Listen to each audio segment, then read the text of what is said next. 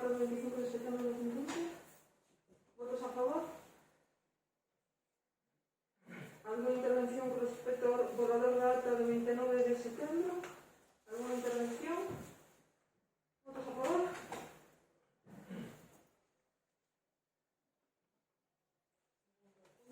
Proposta de alcaldía de aprobación do convenio para a elaboración de identidade pública empresarial a Costa Galicia, el Concello de Ceta, a nova depuradora de aguas residuais de efectos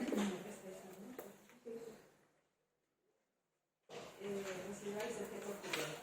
Tiene copia de la propuesta que está dictaminada favorable con esta normativa. Bueno, trátase dun convenio de colaboración polo que Aguas de Galicia obrigase a entregar ao Concello o estudio de alternativas realizado no que se determinaran as parcelas onde se vai ubicar a depuradora de aguas residuais e igualmente financia e licita o proxecto constructivo ou supervisa e o aproba.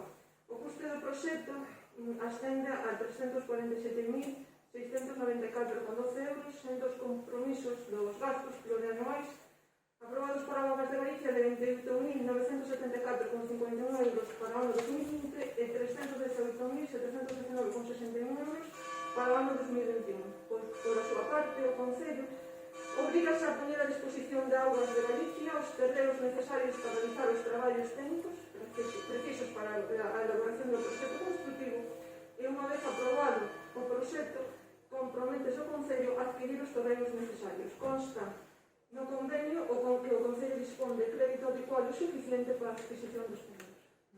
Alguna intervención?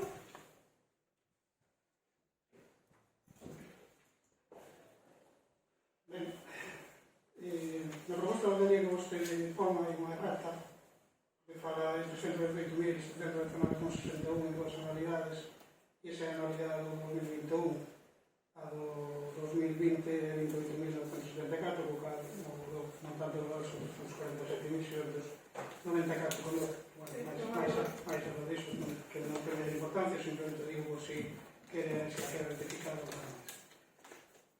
En canto a 21.995,47 dos terreos que vostede acaba de nomear, pois que gostaríamos que ao rematar a minha intervención nos contara como vai o proceso de adquisición ou explotación desa parcela, porque parece ser que non vai tan rápido como chega a nós, non vai tan rápido como nun principio se parecía que podía ir. En aquel caso, convido a que cando remate nos conteste. Por suposto, non nos vamos a opoñer a este convenio, non nos vamos a opoñer dende logo que haxa unha estación depuradora de aguas residuais nova do Concello de Cee, porque por unha vez que hai unha inversión neste Concello e unha inversión deste calado tamén na Costa da Morte, pois o que só faltaría que alguén se opuxera. Non é iso. Simplemente, neste momento, e como pois, desde que empezou esta legislatura non falamos prácticamente nada deste asunto, eu creo que este é o momento de empezar a falar del, e empezar a falar del porque, ademais, como vostede sabe, porque mellor dito, eu iba a decir o contrario, eu son membro da mancomunidade con vostede e, bueno, pois, sendo consciente de que este ano 2020 non é un ano pois normal e pasan un monte de cousas que impiden levar unha maneira de traballar pois, digamos, normal, pero a realidade é que o que levamos de 2020 levamos dos reunións, cando teñen que ser bimestrales, que ademais o pedimos vostede máis eu, porque querían os demais membros conformábanse, digamos así, con que foran trimestrales, nós pedimos que fose bimestral. E, bueno, pois a última foi o 20 de xullo deste ano, co cal quería que ser o 20 de setembro, e non o foi, non tuvo tampouco, o sea que estamos fora de tempo. O que quero dicir con isto é que o que vou dicir ahora aquí, direi, por suposto, tamén na mancomunidade, pero eu creo que é hora de que este pleno pois trate organizadamente o problema que supón a depuradora, que supón o saneamento do Concello de Cee e máis concretamente na Vila. Hai unhas semanas recibimos os membros da mancomunidade, supoño que vostede tamén, un informe da empresa auditora de Arantia sobre o estado da instalación.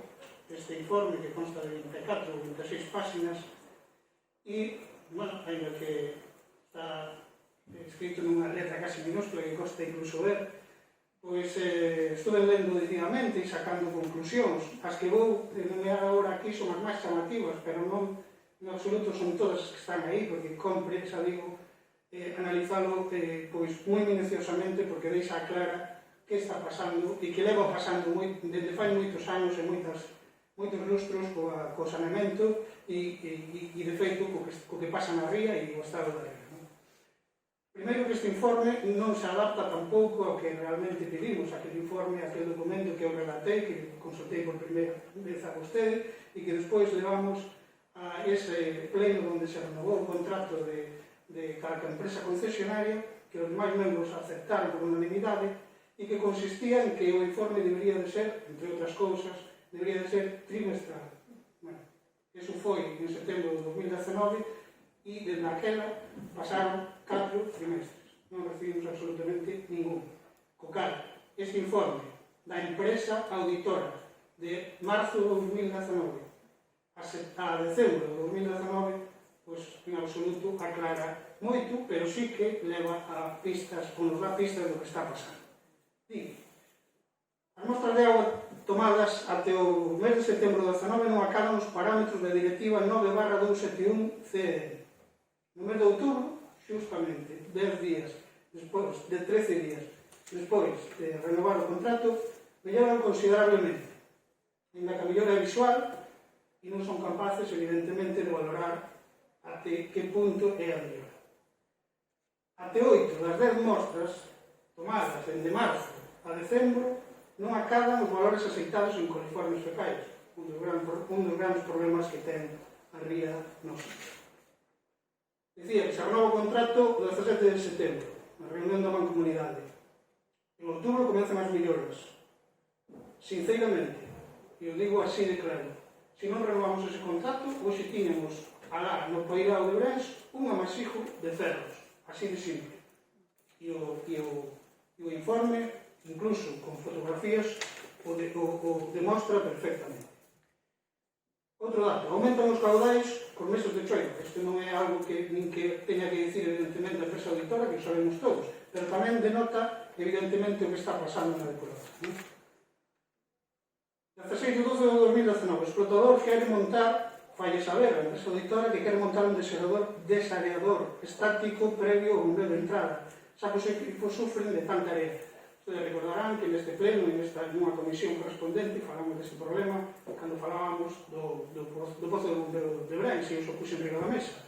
O que me chama a atención é que despois de non sei cantos anos que a empresa leva explotando esa instalación, se lle acorda agora que ten que haber un pozo de bombeo, perdón, un pozo de decantación previo. Eso é o ABC. Ese é o ABC.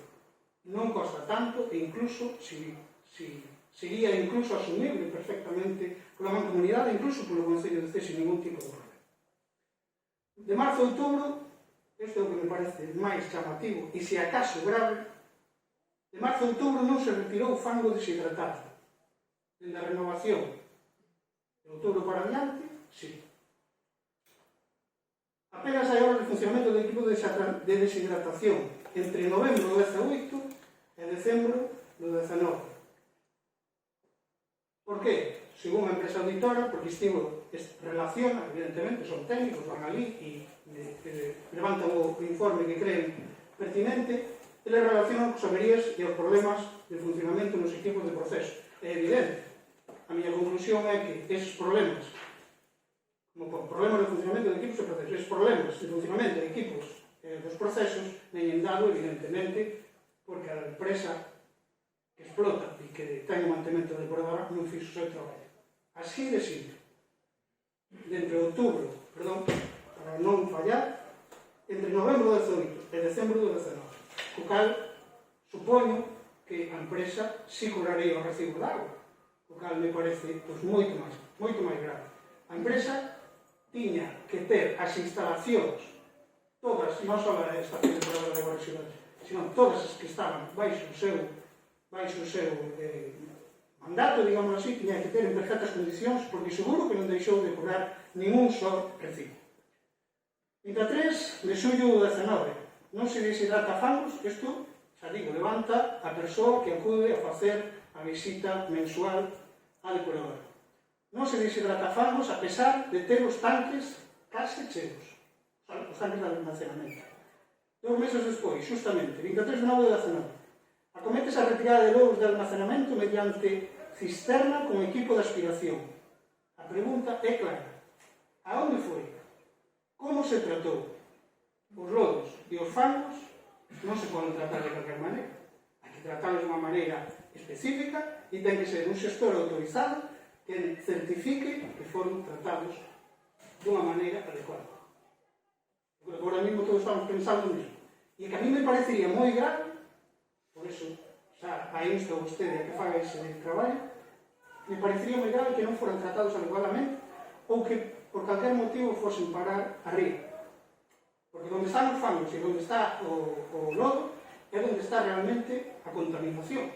Porque o resto xa queda, os sólidos que quedan xa quedan na parte primaria e son retirados. Para poñer un exemplo da gravidade, unha persoa produce unha media de 30 kg anuais de materia seca. Eso considerando materia seca. É un término técnico, pero é moi fácil de entender. Materia seca sería totalmente seca, non? Totalmente seca, sin ningún tipo de humidade. Eso, evidentemente, non se consigue. Por lo tanto, ese dato habría que multiplicarlo por 4, porque a materia que se consigue, evidentemente, vai mollada. Multiplicarlo por 4. Pero eu non vou facelo cos 30, ca materia seca, para dar os números do que significa o que pasou e o que puido pasar deste informe cara atrás. Se ele pasou. En calquer caso, eu creo que o deben de aclarar.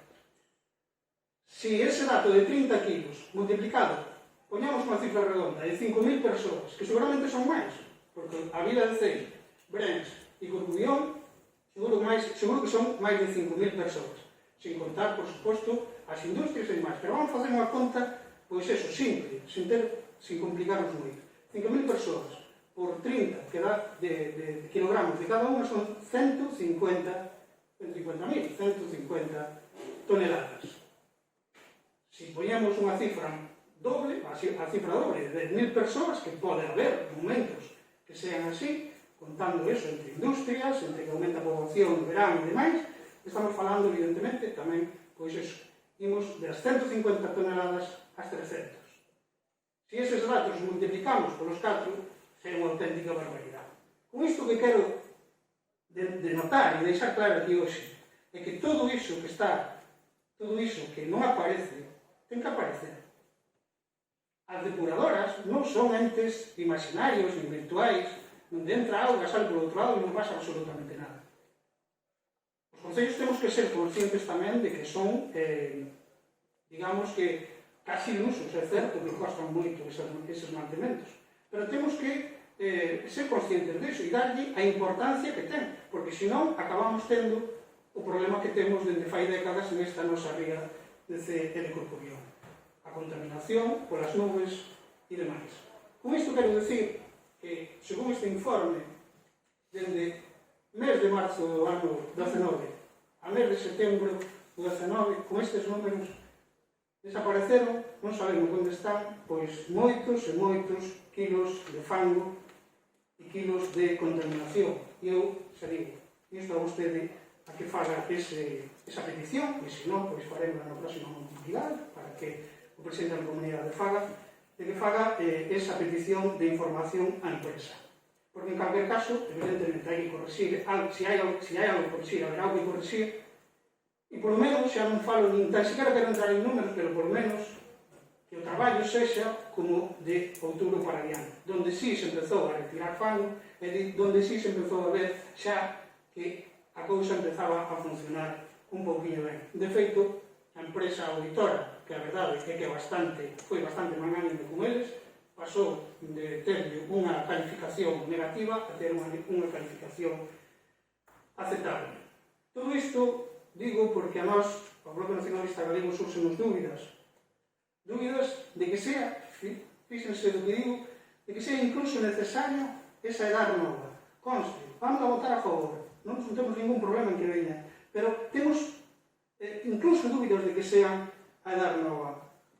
Porque se é necesaria, a nos gustaríamos saber por que é necesaria, que datos e que informes, que técnicos din que é necesaria, porque se cadra a actual é suficiente facendo as renovacións que sean precisas e, por suposto, un bo mantemento e unha boa explotación dela, non? Por lo tanto, nos queremos deixar de claro que de nada vai valer unha novedade se non vai haber un correcto mantemento e unha concienciación clara da parte política de que o tratamento das aguas residuais, sexa en C, sexa nas parroquias, sea onde sexa, son esenciais. Son esenciais.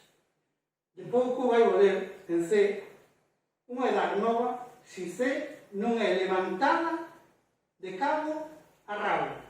E isto significa empezar na primeira rúa e acabar na última e saber a onde vai cada agua de cada edificio. Porque se as aguas dun edificio, as aguas das vivendas, as aguas dos valles, as aguas dos vertedeiros, van ao mesmo sitio que a dos tellados dese mesmo edificio, non vai valer absolutamente para nada. Incluso unha nova depuradora. Vai quedar moi bonita, vai quedar la mar de chula e estaremos todos contentos e iremos a cortar a cinta. Pero ao final, dentro de 20 anos, a mellor nós non estamos aquí ningún, pero vai haber, a xente que estea vai a ter o mesmo problema. Por lo tanto, é esencial para nós, é esencial a correcta separación das aguas fecais das aguas pluviais. E hai algo que nos fai suspeitar que non vai ser así, e iso sí que temos falado aquí do dichoso tanque de tormentas. O dichoso tanque de tormentas que está previsto que se faga debaixo do parque saudable ou do parque infantil, ou veamos, non sei. Non? Ese macro tanque de tormentas denota que no proxecto non hai unha intención clara de separación de aguas pluviais e fecais, porque ademais o propio nome o di, tanque de tormentas. Cando hai tormenta, auga vai para ali. Non, cando hai tormenta, auga ten que ir para o canal, sin máis. E ademais, non sei, pero creo que estábamos falando de 14 millóns de euros, non? Ou algo así, unha cifra, corríxame se non é así, unha cifra que ven de Europa de 14 millóns de euros. Son 14 millóns de euros, faise unha depuradora bonita e tamén se levanta C. E cando digo levanta C, estou falando metafóricamente, porque eu sei tamén que houve obras que se fixeron nos últimos anos que xa foron feitas, e aquí hai uns alcaldes que poden corrixir, que xa foron previstas así, que despois ao mellor non chegaron ata onde tiñan que chegar, pero se sabe onde está, e no propio informe que elaborou a empresa aquela da que falamos aquí varias veces, no ano 2013, si aparece que, bueno, hai prazas onde se renovou, pero despois non se levou a agua fecal, perdón, a agua pluvial non se levou ao canal, senón que se xuntou a agua fecal cando se acabou a obra. Evidentemente non vale para nada. Vale agora. Se sabemos onde está, podemos actuar de aí para diante. Vale, xa fixemos algo. Poño o exemplo do Praza das Palmeiras, que eso me consta que é así. Pero, claro, a agua pluvial non chegou ao canal, co cal non fixemos absolutamente nada, non? Nós queremos saber, e nos gustaría saber en que consiste o proxecto global. Consideramos que é bo ter esa información e conseguir que alguén nos dé explicacións. A nosa proposta, xa digo, co voto positivo que vamos daros aquí, é que vostede, en canto crea oportuno, considere oportuno, convoque a Comisión de Urbanismo para que podamos falar, para que podamos analizar este informe que está aquí, que me comprometo a enviarlo mañá pola mañá ao resto dos portavoces, bueno, ustedes xa ten, que me acaban de enviar, ao resto dos portavoces para que o teñan, para que o examinen, xuntarnos esa Comisión de Urbanismo, vela, falar del con máis detemento, quizás, porque a mellor hai cousas que hai que examinar moito máis concretas, e logo, pois, a partir de aí, eu creo que o mínimo é que alguén de Aguas de Galicia, sea quen sea, sean os técnicos, sea a parte política, quen sea, pois que dé explicacións de en que vai consistir exactamente o proxecto. Porque, repito, e non quero ser pesado, nós non vamos a aprender a nada, pero gustaríame, de verdade, que este non fose outro heliporto, que quede moi bonito, pero depois non vale para nada. E enténdase unha comparación. Isto non ten nada que ver con o heliporto. Pero, bueno, se o heliporto ali non vale para nada e despois a depuradora vai valer como vale esta, evidentemente tampouco vai valer para nada. Entón, é moito carto é unha boa oportunidade. Non pensemos que o que ven de arriba sempre ven ben, porque non é así, verdade? E que nós desde aquí, desde o terreo, pois seguramente podemos contar e poderemos recomendar cousas que eles a mellor non se dan conta. Esa é a proposta do Bloque Nacionalista Galego e, por suposto, tamén, como xa dixen, anuncio o voto positivo porque, bueno, benvido sea toda a inversión que caia neste extremo tan olvidado dende fai décadas por todos os gobernos. Sí. Con relación á convocatoria da Comisión de Urbanismo para o estudio deste informe, non hai ningún inconveniente en convocar con carácter previo a solicitar a reunión correspondente da Mancomunidade e a adoptar a decisión na Comisión de cara ao planteamento que vamos facer na Mancomunidade de Pista. Iso por unha banda. Con relación ao tema da obra do saneamento e da depuradora, se me preguntou noutros plenos por se podía haber o boceto, a documentación que teño na alcaldía, pois aí dicen que non tiene ningún tipo de problema, e máis, eu convido que un día, que miramos entre os dous, porque se de unha maneira a proposta ao inicio desta legislatura foi nombrado usted como membro da Mancomunidade, foi precisamente polos seus coñecementos no tema de depuración, polo seu traballo. Entón, eu non teño un inconveniente en estudiarlo e cando veñan incluso porque os técnicos xe hai unha relación directa por parte da alcaldía cos técnicos da Xunta, cando veñan de novo, ter unha reunión tamén con vostede e cos voceiros que teñen. O proxecto, como ben di, ascende entre a depuradora máis as obras todas de saneamento de casi 15 millóns de euros. Eu creo que non teño uns coñecementos exhaustivos, pero por a explicación que me deron, pois, 15 millóns de euros faz moita obra. Explicarmo, pero eu prefiro ver os outros planos, miramos ali sobre os planos, as indicacións que ali indican para que vostede poda observar o que é. Logo, con respecto ao tema da expropiación, que me comentaba antes vostede, vamos a ver, para iniciar un procedimento de expropiación é necesario ter un documento justificando a ausencia de necesidade. De aquí ven o convenio. Por iso fun a Xunta Presidenta da Aguas de Galicia para decidir que non necesitaba un convenio, un documento para iniciar dito procedimento. E máis, eles propuseron na súa día a ubicación da depuradora na finca que indiquen ali, na Tola do Pornel. Pero nesa reunión tamén estaban os técnicos correspondentes, os que fixeron o borrador do proxecto do saneamento, todo eso, que claro, primeiro tiñan que mirar se esa finca correctamente é aceitada. Entón, primeiro que temos que facer un expediente de ocupación temporal desa finca para que eles fagan as cartas e as comprobacións correspondentes para redactar o proxecto. E unha vez que nos digan que efectivamente esa finca é a que procede, iniciamos o procedimento de expropiación. De aí que aparezcan os dous apartados.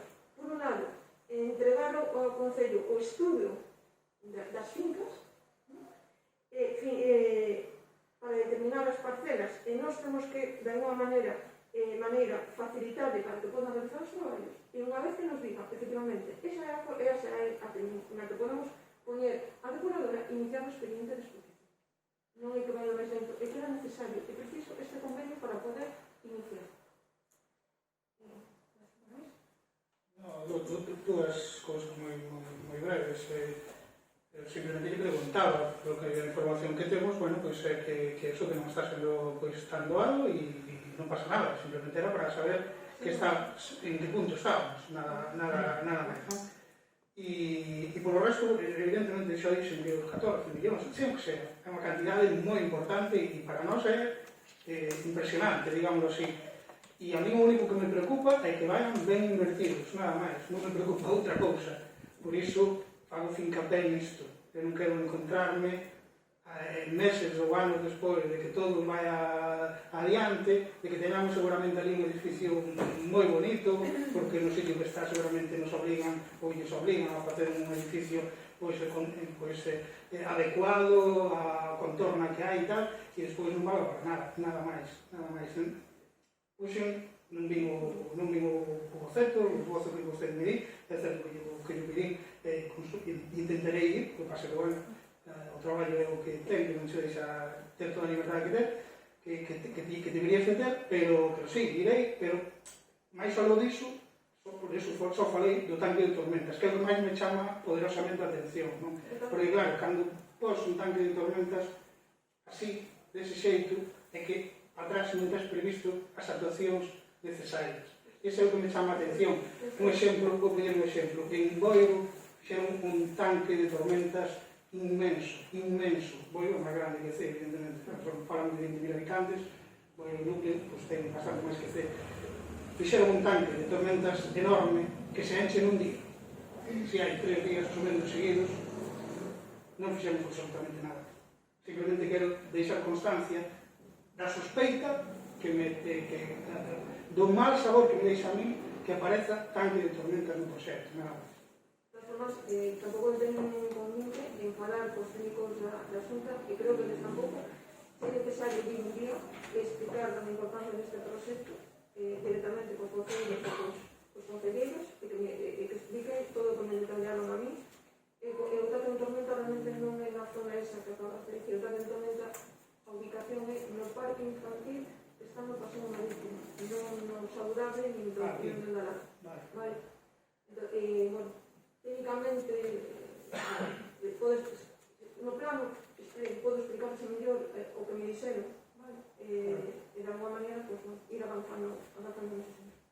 Sí, e ademais o que acaba de decir é o que pediría eu, que veñan e que den explicacións non a mí só, evidentemente, a toda a corporación e a toda a representación política que hai neste pleno. ¿Alguna intervención máis? ¿Votos a favor?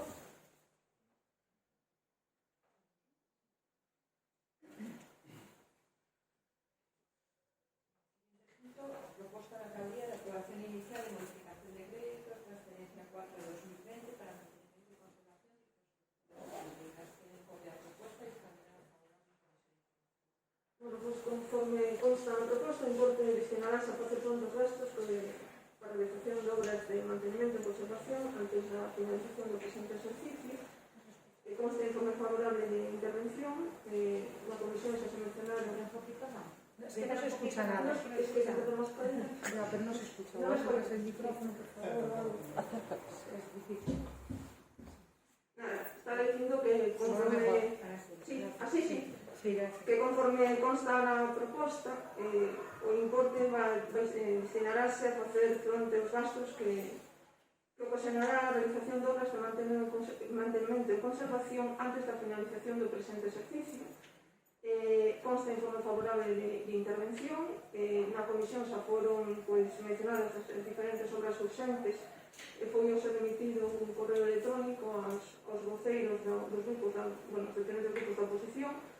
A elección das obras vai depender da urxencia, do tempo de execución e dos medios, e nada, evidentemente todas as que van relacionadas van ser imposible acometer, pero por lo menos xa se ten un listado das obras que son realmente urxentes.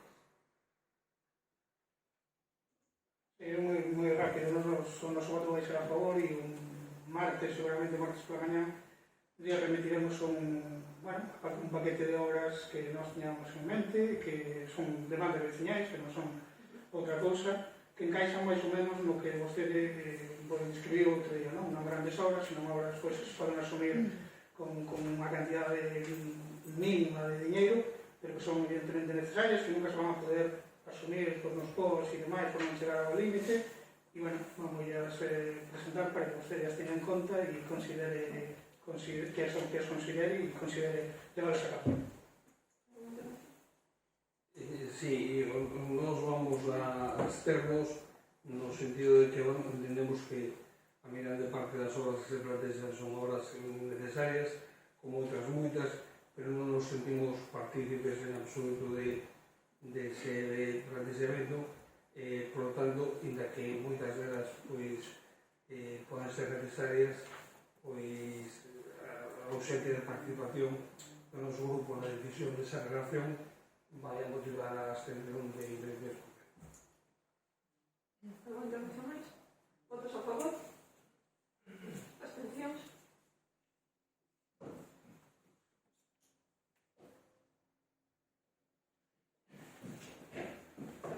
Proposta da alcaldía de reconocimiento extrajudicial de crédito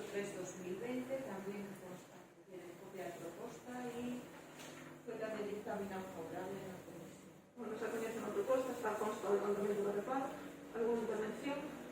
Votos a favor? Votos a favor?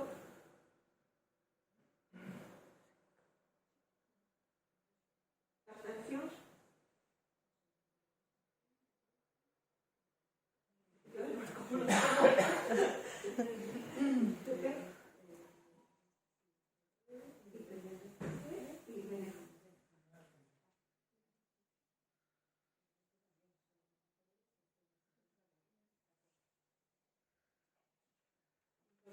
Propuesta de alcaldía en relación con la solicitud de bonificación del 95% del inicio por las obras de instalación y un lavado de vehículos en el parque empresarial. También tiene copia de propuesta y también fue dictaminado favorable en la información. Coñece a proposta da alcaldía con base no informe da tesorería. Alguna intervención neste punto? Votos a favor? Abstencións?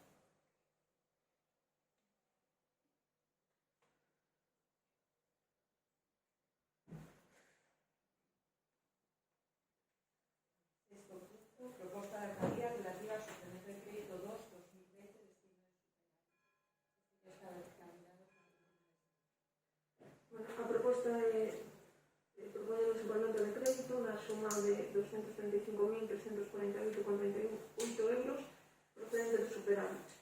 Para recordar un pouco, o superávit no 2019 ascendeu a 509.855,56 euros, foron destinados a gastos sociais 101.971,11 euros, resta 404.874,45 euros e desa cantidade propónse destinar os 235.348 para poder acometer os procesos que se mencionan na proposta, subvencionados por IDA, pero que conlevan unha aportación económica por parte do Concello de Municipio.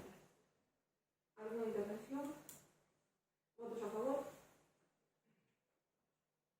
Abstención? Perdón.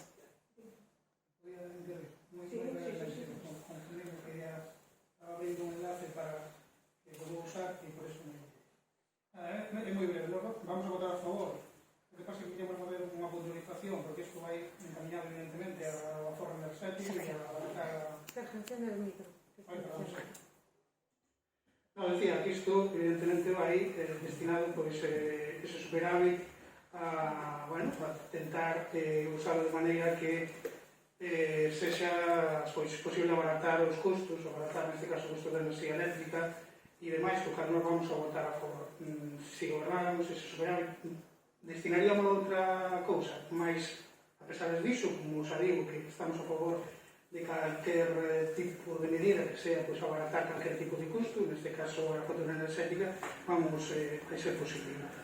Mas nós recomendamos e creemos que este punto debería de entrar nun plan, digamos, máis extenso, máis global, que por lo menos englobara, valga a redundancia, pois cando menos elaborar un censo real de luminarias que hai no todo o Concello, porque son un lote delas, verdade? E, sobre todo, que nese estudo, nese censo, pois se faga unha distinción entre o tipo de farolas que hai, por chamarlo de unha maneira, o tipo de luminarias que hai. E me explico. Para nós é importante saber onde están cada luminaria, onde está cada farola e que función fai. Para nós, debería de haber dentro dese censo un tipo de luminarias que consideren imprescindibles, falo daquelas luminarias que estean alumbrando en zonas moi transitadas, seguramente casi todas do núcleo da vila de C, do núcleo de C, mas nas aldeas e nos sitios máis grandes fora do núcleo, pois aqueles onde haxa unha cantidade de vivendas e de xente importante, digamos así, non? Donde haxa pois un ir e vir de persoas pois constante ou polo menos importante. Esas para nós son imprescindibles. Logo hai outra cantidade que é importante, que son, digamos, susceptibles de apagar por horas, que é algo que tamén se debería de ter en conta e facer ese esforzo en canto sea posible. Esforzo, me refiro, o esforzo que supón pois, económico, se é que supón, non? Falo daquelas farolas e daqueles tramos grandes donde a partir, poñamos por un exemplo para que se entenda gráficamente, dende 1 da mañá até as, agora xa sería desde as 11, pero bueno, dende 1 da mañá até as 6 da mañá, pois non pasa absolutamente ninguén por ali, e nunha fila de 10, 15, 20 farolas, pois se poden apagar seguramente un tercio ou incluso en algúns sitios a metade dela. Eso sería moi importante, facer ese estudio e ver de acometer ese tipo de obras incluso polo personal do Concello naqueles sitios onde poda ser, donde sea posible, non? E logo, evidentemente, están as prescindibles. As prescindibles son aquelas que xa non é a primeira vez que eu falo neste pleno, non? A política do farola aquí neste Concello de Cee, por desgracia, fixose efectiva en moitas ocasións. E aquelas farolas que estean alumbrando en propiedade privada, pois eu creo que deberían de ser retiradas. Cando falo de alumbrando propiedade privada, e para curarme en salud, porque isto xa me trouxo consecuencias, algunha outra ocasión, incluso unha ameaza de romperme as pernas, porque ou non me expliquei ben, ou non me entenderon ben, ou non había vídeos como hai agora. Digamos que, cando falo de alumbrar propiedade privada, é iso, alumbrar propiedade privada, non que estean unha farola nunha propiedade pública, anclada nunha propiedade pública, pero que alumbra propiedades públicas, camiños públicos, perdón, alumbrar anclada nunha propiedade privada que alumbre camiños. Eso nas aldeas hai moitas casas que aguantan aí porque non se pode poñer un poste ali, non? Sería ridículo. Non falo desas, falo daquelas que están alumbrando propiedades privadas. E vou poñer unha cifra. Este traballo xa se fixo en Vimianzo cando o Benigá entrou por primeira vez fai 12 anos, cando ainda era do Benigá. E falaban de 500 farolas dese estilo en Vimianzo. Eu podo dicir que no ano 2011 un grupo de compañeiros do Bloque Nacionalista Galego fixemos ese traballo e deixámoslo a metade. Mais ou menos, digamos que podemos ir ao 40% do Concello de Cee. E para ser exactos, contamos 213 farolas susceptibles, bueno, do punto 1 e do punto 2. Perdón, do 2 e do 3. Das prescindibles, das que alumean a propiedade privada, e outras, moitas tamén, que son susceptibles de apagar. Camiños inmensos, onde non pasa ninguén, seguramente xa desde as 12 a 7 da mañá. Pero, bueno, habría que analizar aí nitidamente onde están e demais. Por lo tanto, para conseguir un beneficio económico real e máis, digamos, máis aló deste plan, que non me parece mal, eu creo que ten que ir acompañado destas medidas. A parte que, evidentemente, a parte do beneficio económico está tamén o beneficio medioambiental e, por suposto, o beneficio da contaminación lumínica, non? Que a xente non lle dá importancia, pero sí que a ten. E só por último, e hoxe, por eso estaba abrindo o enlace, porque non imprimí, verdade? Hai unha entrevista dun astrofísico, Alejandro Sánchez de Miguel, para da contaminación lumínica, a entrevista do 4 de agosto de 2019, e nun punto, bueno, se quere despois paso un enlace para que o lea, a entrevista interesante, cada menos interesante, pero vou quedar só co que realmente interesa, porque seguramente ese plan non vai chegar a todas as luminarias de todo o Concello, porque é difícil ou imposible neste momento, non? Pero dicía aquí, di el, no momento que, bueno, bajar la potencia de una farola a la mitad no cuesta más de 20 euros. Pero vamos a gastar en cambiarse los LEDs, que son más caros, etcétera, etcétera. Por eso no quiero leer todo. Simplemente, con isto quero decir que se explora a posibilidad de que aquelas que, a donde non cheguemos, si é real de que costa 20 euros cada farola reducir o consumo a mitade, evidentemente sale moito máis rentable facelo de inmediato, porque se aforra moitísimo cada farola desas con un consumo importante e ademais incluso pensando no beneficio de todas esas que se retiren, vai a crear un stock de lámparas de media vida ou de demais que se poderán usar para aqueles sitios onde ainda queden, non? Quer dizer, non habrá que comprar as novas, etcétera, etcétera. É unha maneira de contribuir tamén a reciclaxe do que saquemos e demais. E, evidentemente, obter un beneficio económico tanto na factura da luz como, pois iso, de reducir a factura e de de cambiar aquelas que se fundan, cando hai que fundilas, e cando se funden e demais. Por tanto, esa é a nosa proposta para que a teñan en conta e creemos que pode ser interesante e, ademais, sin ningún tipo de, prácticamente sin ningún tipo de coste económico.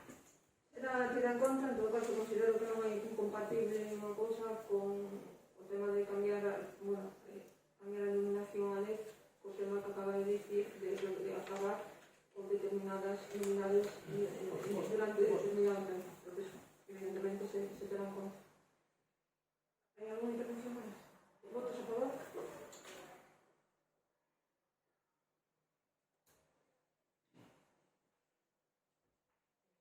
Punto, proposta de alcaldía relativa a la asignación de miembros de la mesa de contratación plena. Dictaminado el 29 de septiembre.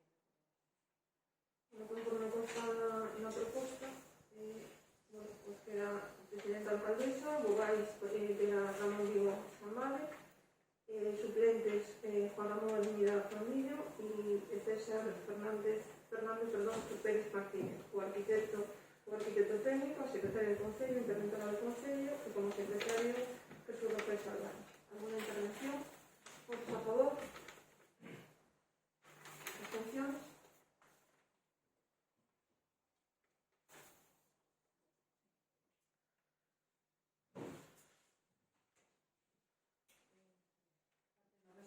Octavo punto, dar cuenta de las resoluciones de la alcaldía para el pendiente del último tema, 29 de septiembre al 23 de octubre. Punto, dar cuenta del envío al Ministerio de informe de tesorería e intervención de morosidad del tercer trimestre de 2020. Décimo punto, dar cuenta del envío al Ministerio del periodo medio de pago del tercer trimestre de 2020.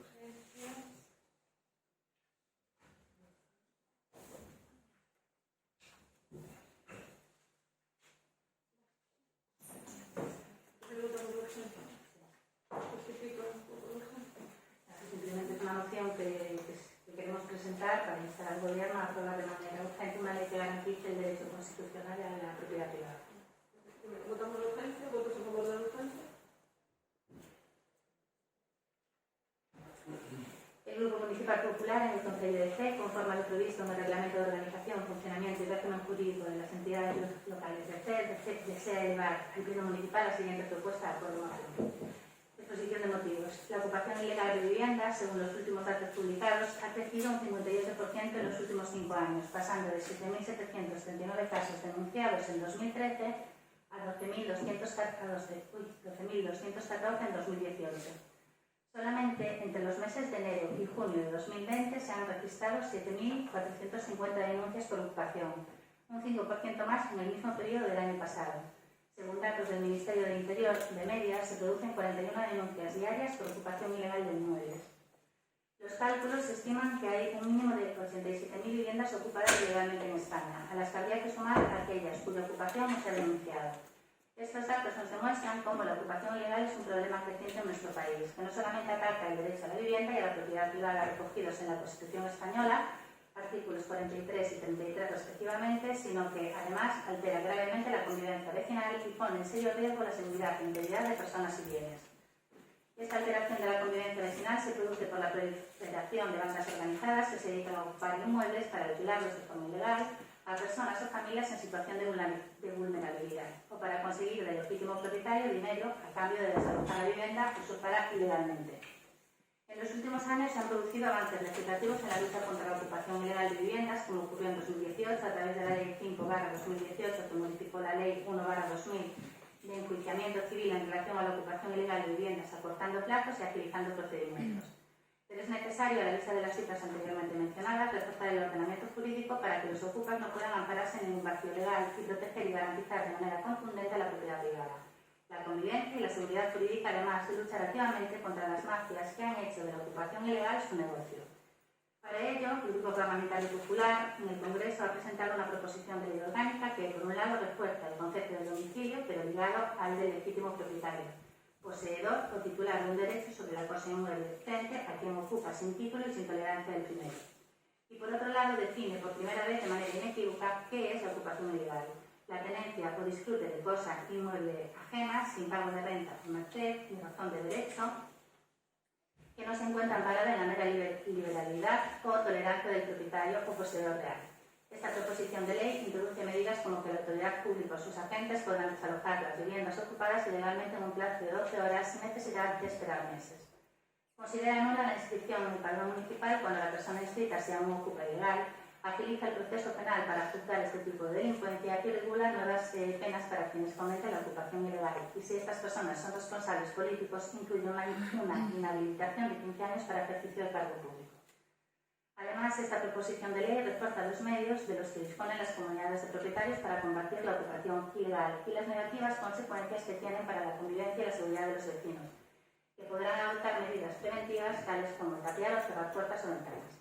Por lo expuesto, el Grupo Municipal Popular en el Concello de Cee presenta la siguiente propuesta de acuerdo. Manifestar el firme compromiso del Concello de Cee con la defensa del derecho a la propiedad privada y la lucha contra la ocupación ilegal de viviendas.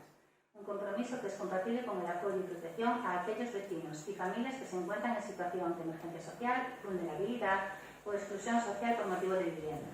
Instar al Gobierno de España a aprobar de manera urgente una ley que garantice el derecho constitucional a la propiedad privada y combata eficazmente la ocupación ilegal de viviendas. Apoyar las modificaciones legales y las medidas incluidas en la proposición de ley orgánica para la ocupación ilegal y para la convivencia regional y la protección de la seguridad de las personas y cosas en las comunidades de propietarios presentada por el Grupo Parlamentario Popular en el Congreso de Diputados.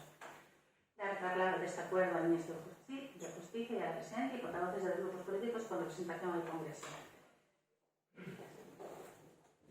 ¿Alguna intervención neste punto?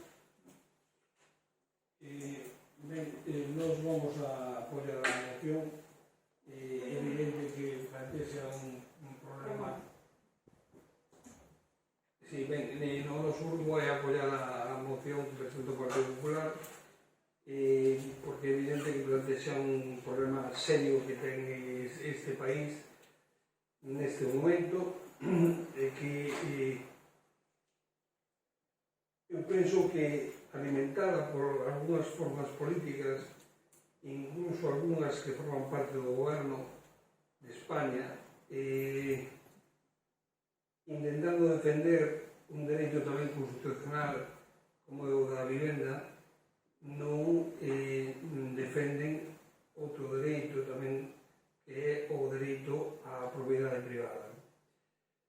Moitos desos propietarios non son grandes terratenientes nin ricos nese concepto que se ten de rico que é moi relativo, sino simples propietarios que teñen unha segunda propiedade ou a veces incluso a primeira e que por circunstancias ten que deixala durante un tempo e cando chegan está ocupada e a legislación vixente non facilita nun tempo prudencial que se poda desaloxar e se poda ocupar polos seus legítimos propietarios. Por lo tanto, o noso voto vai a ser favorable en aras a que unha vez por todas se legisle nun sentido que se defenda a propiedade privada deste país.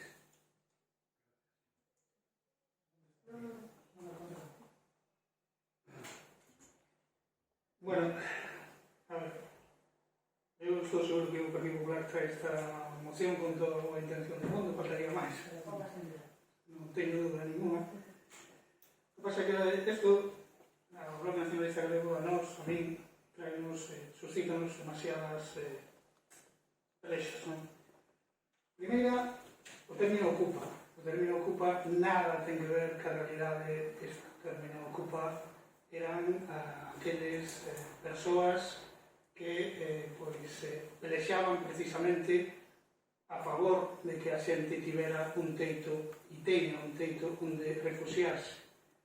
Non? Aquilo que tanto se usou fai anos e se sigue usando de casas sin xente e xente sin casas. Non? Pois ese eran os verdadeiros ocupas, nada que ver ca realidade actual. A realidade actual, magnificada, por suposto, por algúns partidos políticos e polos medios de comunicación que fan dun problema, que ese problema se multiplique por 50, cando ademais, por 1000, cando ademais aquí no segundo parágrafo fala de que aumentou un 5% máis que o ano anterior, o cal eso de modo exponencial, pois non é un gran aumento, digamos así, máis tendo en conta, digamos que pois a situación actual que estamos a vivir de crise e de persoas que quedan na rúa, non? E Antonte, creo que foi, o Diario Público sacaba unha noticia donde unha familia era desalosada con nenos e demais, era botada fora da súa vivenda, sen ter en conta a situación actual na que estamos a vivir unha pandemia mundial, que non podían, que estaban esperando a que a ser realoxados en vivendas de protección oficial e demais, non? Co cal, xa digo, parecenos un problema totalmente inflado para, pois, digamos, contentar un tipo de xente que non, bueno, un tipo de xente, un tipo de votante, non? Que algún partido político lle interesa, non? Eu quedome co cuarto parágrafo onde fala do dereito á vivenda, e ese é polo que hai que pelexar, o dereito á vivenda, que ninguén se teña que ninguén teña que depender de outra persoa, nin de outras vivendas, de ninguén para ter que poder vivir nunhas condicións dignas, para poder vivir nunhas condicións dignas, non? E despois, por iso falaba do término ocupa, e corréxame, señora Valdesa, se me equivoco, porque esta información é sacada dunha noticia que vi na prensa en cualquier momento, como leo a prensa todos os días. Pero a xente confunde, quero dicir, se unha persoa, un propietario dunha vivenda ou un piso, ten alugado ese piso e ese inquilino deixa de pagar, esa persoa non é unha ocupa, esa persoa pasa a ter un problema co inquilino, o inquilino co propietario, co inquilino. Xa o tildan de ocupa, cando non é así. Ese é o problema que terá que dirimir a autoridade competente, que neste caso son os xulgados. E logo está as persoas, ou quen sexa, as familias, ou quen sexa, que poden, pois, entrar na túa propiedade, na túa vivenda, e tomala, digamos así, para quedar nela. Pero eso sí que a policía pode, se hai unha denuncia, en 24, 48 horas, non sei exactamente, en 24, 48 horas, a policía está desalosando esa vivenda. Co cal, quero dicir que con isto quero intentar demostrar que o problema non é de tal magnitude como os medios de comunicación non están a vender. Evidentemente, con isto non quero dicir de que sea agradable o que poda pasar, mas non creo que para nada este sea un problema dunha magnitud tal como se nos dibuxa, non? En calquer caso, nós vamos a abster, porque estou seguro, como dixen antes, que o Partido Popular non atrae con ninguna mala intención ni nada, ni para abrir un debate, ni muitísimo menos. Vámonos a abster, porque, bueno, si evidentemente defendemos que as casas e as vivendas son dos seus propietarios e demais, faltaría máis, bastante traballo nos costa pagalas, como para que non as piquen, evidentemente. Pero máis aló, pois, evidentemente non podemos concordar nin coa exposición de motivos totalmente, nin cas propostas de acordo. Por lo tanto, vamos a absternos por as razóns que acabo de dar. Como moi para bueno ter que se abster, evidentemente o que acaba de dicir o portavoz do BNG é así, mas recentemente, nun caso que incluso estuve levando era un tema dun desahucio, en donde estaba un proceso de execución, en donde, bueno, tuvo que ir a acudir desde o xulgado para retirar o que estaba o inquilino, e incluso non regulado na propia lei que se no prazo de 48 horas o ese inquilino volve a entrar, ou se pode actuar de maneira inmediata. Es decir, si hai solución dentro dos parámetros legales para dar solución ao propio problema. En todo caso, sí, todo é mellorable, por suposto, pero sí, tanto o goberno máis así. Alguna intervención máis? Votos a favor da moción? Abstencións?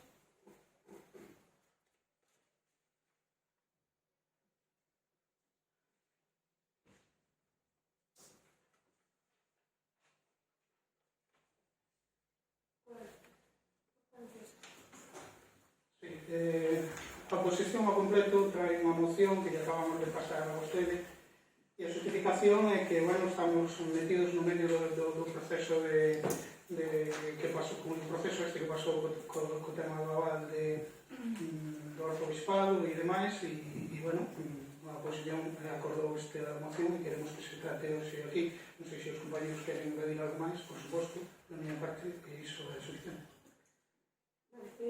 Por parte do Goberno, con respecto á urxencia da moción, dado que está un procedimento aberto, está en trámite dun procedimento, non consideramos en sí que sea urxente traerlo aquí, porque dentro de menos de 15 días vai haber comisión en pleno para tratar de novo este asunto. Entonces, vamos a votar, justificando que non vamos a votar en contra da urxencia por ese motivo, porque dentro de semana que vem a próxima hai comisión en pleno para tratar de novo o asunto do arzobispado, seguindo os trámites legais do procedimento que temos iniciado. Entonces, votos a favor da urxencia, votos en contra da urxencia.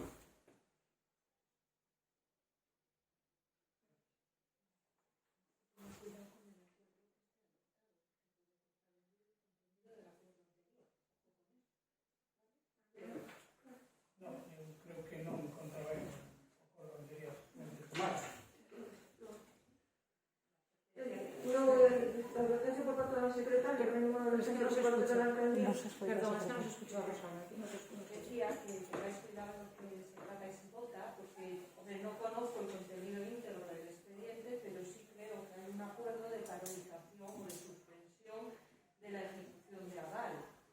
Creo que se adoptó en este pleno y es un expediente de revisión de oficio que está en trámite, por lo cual los actos propios tienen que ser respetados por el pleno, y si el contenido de esta moción raya un poco con ese acuerdo anterior, pues no sería muy adecuado valorarlo, porque no adoptó un determinado acuerdo que yo sepa está vigente y el procedimiento.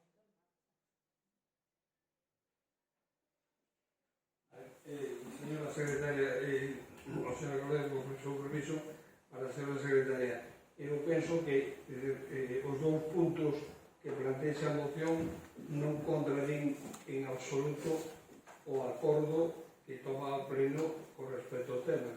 Simplemente intenta clarear unha situación da que non temos constancia en un sentido, es decir,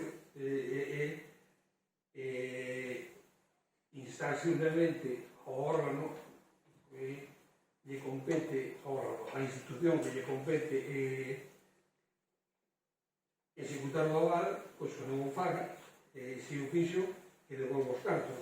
Non contradí en absoluto o acordo que nos tomamos, que é un acordo preventivo para o Concello.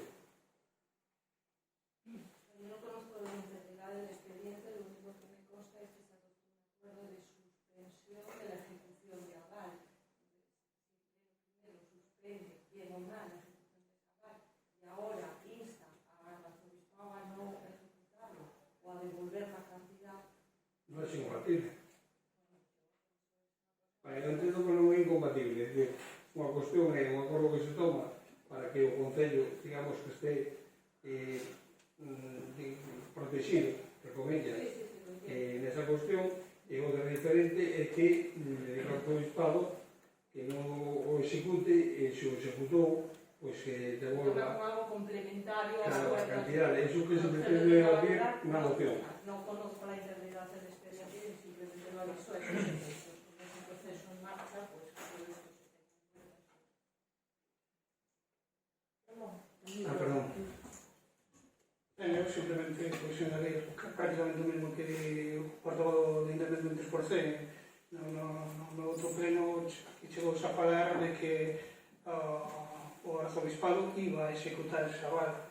Entón, se é así, se os ten feito xa, pois o que se lle pide e que o devolva e sin máis. E se non o fixo, pois que non o faga. É simplemente unha declaración de intencións que en absoluto e sin ser un especialista na materia ten absolutamente nada que ver co acordo que se tomou no outro pleno, absolutamente para nada. Entón, por a miña parte, eu sigo adiante con eso.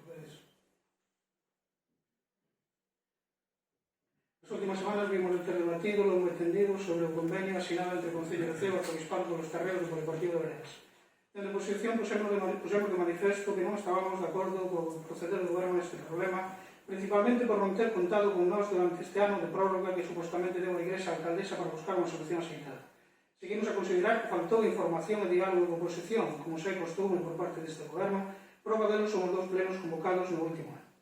Mas a realidade a día de hoxe é que logo de pasar por o aro das intencións da alcaldesa, votando a favor da súa proposta de anular o convenio de forma unilateral, seguimos sen ter coñecemento de se o arzobispado executou ou non o aval de máis de 150.000 euros. Por outra banda, dada a importancia que ten a Igrexa por unha cuestión de fe para unha parte importante da poboación, e tendo en conta que a poboación sufraga sempre os traballos de mantemento e renovación dos templos, así como das casas catedrais en uso, consideramos que a institución eclesiástica debe facer un acto de colaboración e solidaridade co Concello de Cee, e, por tanto, coa veciñanza, destacadamente coa da parroquia de Reis. Compre tamén ter en conta non esquecer que inicialmente houve unha compensación ao arzobispado ao modificar as normas auxiliares, dándolle capacidade edificatoria a unha parte da finca original, o que supón unha contraprestación cara polo terreo ocupado polo poliportivo. Por iso, os grupos da oposición do Concello de Cee, Partido Popular, Independentes por Ceuta, Nacionalista Galego e Ciudadanos, propoñen ao Pleno a adopción do seguinte acordo: instar ao arzobispado de Santiago a non executar o dentito aval e de telo xa executado devolver a cantidade íntegra ao Concello de Cee. Na parte do Bloque Nacionalista Galego non ten máis que dicir, simplemente engadir que, baixa a nosa opinión, sería bo falar de inmediato co arzobispado con quen corresponda para ter unha reunión entre as dúas partes. Se cando falo de dúas partes, falo da parte do arzobispado e falo da parte do Concello representada por todos os partidos políticos, por o goberno e por todos os partidos políticos, para sair de dúbidas do que pasou, para que aqueles fíos que dixen que quedaran sin atar, pois traten de ser atados e, por suposto, de sacar ou de intentar sacar a Igrexa, ao arzobispado, dese erro que pode ou que pudo xa cometer.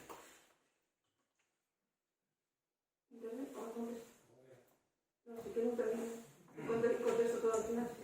Vale, perfecto. A ver, hai unha realidade no segundo pleno que tivemos con respecto a este asunto, 4 días despois, con un fin de semana en medio, o sea, de viernes a martes, tomamos unha decisión, os grupos da oposición, contraria a que tomáramos inicialmente, contraria á nosa visión e ao noso desexo, entendendo que podría ser a decisión menos perjudicial para o Concello. Nese segundo pleno, o voceiro do BNG, na súa intervención, utilizou unha frase que a mí me chamou moita atención, que eran fíos blancos. Nunca escoitado dos fíos blancos aí, como dúbidas en que pasara, non? A realidade é que a Igrexa normalmente, se a ponemos nun taboiro de xadrez, nunca xoga con blancas, sempre xoga con negras, sempre xoga defensiva, nunca o ataque. Me resulta realmente chamativo que este xogando o ataque, intentando executar un aval donde a única ganancia que ten unha ganancia económica puntual é que institucionalmente, dun xeito claro e flagrante, se enfrenta con un Concello como de Cee, sen ninguna ganancia aparente, máis aló dos 150.000 euros, que independentemente do interés crematístico que sempre amosa a Igrexa no seu proceder, non é o máis habitual cando falamos de relacións institucionais. Entón, partindo desa base, intentamos, primeiro, ter unha constancia real por a nosa parte de que pasa, porque nos chama poderosamente a atención a todos ese ataque, que entendemos que é un jaque, pero non un jaque mate, que non entendemos por qué existe ese jaque. Non o entendemos e queremos saberlo. Porque non estamos cómodos que a decisión que tomamos reitero, entendendo que é menos perjudicial co Concello, pero non a que nos satisface políticamente a ningún dos grupos de oposición, que somos moitos e variados, o cual debería chamar máis a atención. E sobre todo sabendo o modo de proceder da Igrexa Católica nos asuntos de relacións institucionais. Pois, nese sentido, pois, entendemos que debemos ter ese un conhecimento máis profundo e a petición pois, vai no sentido de non executar esa val que non se executou de ter executado, devolver os cartos e falar e a ver que pasa, porque non acabamos de entender cal é o motivo, non hai ningún motivo lógico que dé lugar a esta situación. A Igrexa é un mundo complexo, ten moitos recovecos e ten moita dificultad na relación con todo o mundo, pero ao final tampouco é tan extraña e non pode xerar ese tipo de dúbidas tan claras a tanta xente e tan diferente entre sí. Entón, intentamos eso, intentamos recabar unha información clara de por qué, que é o máis importante, e evitar que se produzca o feito de executar o aval ou, pois reitero, devolver os cartos se xa se executou, e creo que eso non contradice en absoluto, señora secretaria, o acordo que tomamos no pleno anterior.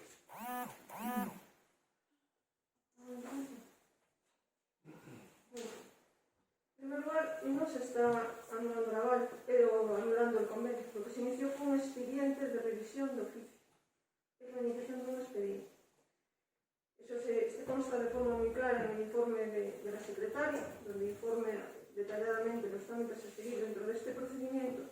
No solamente eso, en el pleno del 25 de septiembre lo explicó claramente en la propia sesión plenaria de los trámites, y que es el inicio de un expediente de revisión de oficio, no la declaración de nulidad de convenio. Sorprende, señor Vigo, el tema de los hilos blancos, los hilos negros. Yo también. El arzobispado dice. No, yo creo que la celeste, no los blancos negros. Sí, los hilos blancos, negros, no sé. El arzobispado dice. No, sí. No. Puede sacarse aquí una conclusión racista que no tenga nada que ver. No. Da igual. No estoy hablando. No llega el tema del racismo. A mí racismo. se me imputó de todo, al final, pues No. no va a ser. Pasaba por aquí y me toca lo que sea, ¿no? No, pero parece como si la alcaldesa estuviera aquí ocultando algo cuando fue transparente en todo momento. Incluso una reunión que mantuvimos, que les llamé personalmente, y que mantuvimos una reunión después de haberme reunido con el arzobispado y haber explicado con detalle lo que había pasado. Pero mire, dice el arzobispado que desde el año 2004 hasta el 2005 fueron solicitadas sucesivas renovaciones del convenio y del aval sobre la base de la imposibilidad de negociar y tramitar la modificación puntual, porque desde el Concello le alegaban enfrentamientos existentes entre los diversos partidos políticos. Esto lo dice el arzobispado, no lo digo yo. En el 2015 dice el arzobispado que decide ejecutar el aval y así se lo comunica al señor alcalde, ante lo cual se solicita por el Concello una reconsideración y se pide una nueva renovación. Y accedió el arzobispado a la prórroga, a la renovación. En el 2016, en el 2017 y en el 2018 lo mismo que en el 2015, diciendo el arzobispado que en el 2018 ni siquiera se les notifica desde el Concello el acuerdo del Pleno acordando la renovación. En el 2019 se le comunica al Concello que no le da más plata, que siendo yo la alcaldesa. Dicen ellos, la alcaldesa recién elegida pide un plazo de gracia y se le concede, bajo la advertencia de que no habrá más renovaciones del plazo de cumplimiento del convenio. Y eso lo dice literalmente el arzobispado. En septiembre de 2019, por la alcaldía, se dictó una providencia por la que se requiere a la oficina técnica, concretamente al arquitecto, que emita un informe para la modificación puntual de la normativa urbanística a la que se refería el citado convenio, con indicación de términos del procedimiento y plazos de ejecución. En el pleno del 22 de octubre del 2019, de hace un año, Consta en el acta que la alcaldesa explica el contenido de la propuesta a la corporación, manifestando que el día 12 de septiembre solicitó a la Oficina Técnica Municipal el referido informe. En ese pleno, el señor Domínguez dice literalmente: no seu momento, os técnicos nos dixeron que esa modificación tenía que ser no pesón e que ainda así sería complicado. E la señora alcaldesa responde: queremos que o técnico nos diga por escrito se se pode facer esa modificación puntual ou terá que ser o pesón que nos faga. Esta alcaldesa, cuando solicita el informe a la oficina técnica, desconocía si el convenio era de imposible cumplimiento. No tenía conocimiento de ello. Es más, consideraba que sí se debería haber cumplido, dadas las renovaciones que se vinieron haciendo sucesivamente por diversos alcaldes y por las corporaciones. Durante 17 años, por los diferentes alcaldes, no se solicitó ningún informe por escrito. Ninguno. Ahora bien, el alcalde que suscribió el convenio y que no está, según manifestó en la sesión plenaria del año pasado, ya era conocedor de los problemas del convenio y pese a ello firmó el convenio. Cuando se emite el informe por el arquitecto es cuando esta alcaldesa y el equipo de gobierno tienen conocimiento de que el convenio es de contenido imposible. Con anterioridad, no. En fecha 16 de septiembre del 2020, por la secretaria del Concello emite informe proponiendo iniciar el procedimiento de revisión de oficio del convenio suscrito en el año 2002. Y con base a los informes del arquitecto y de la secretaria municipal, con base a esos informes y no de forma unilateral, la alcaldesa y el equipo de gobierno, ese mismo día 16, emiten de la alcaldía en concreto la propuesta de iniciar el expediente de revisión de oficio. Es más, ese mismo día, 16 de septiembre, es convocada la comisión de urbanismo. Tan pronto tengo conocimiento y emito la resolución correspondiente. Convoco la comisión de urbanismo para el día 29 de septiembre. Hubo 5 días para poder estudiar ese informe y ustedes tienen acceso directo a hablar con la secretaría, con intervención y con el arquitecto para poder plantearle todas las dudas que consideren pertinentes. Es más, también lo pueden hacer en la propia comisión de urbanismo en la que están presentes la secretaria y el interventor.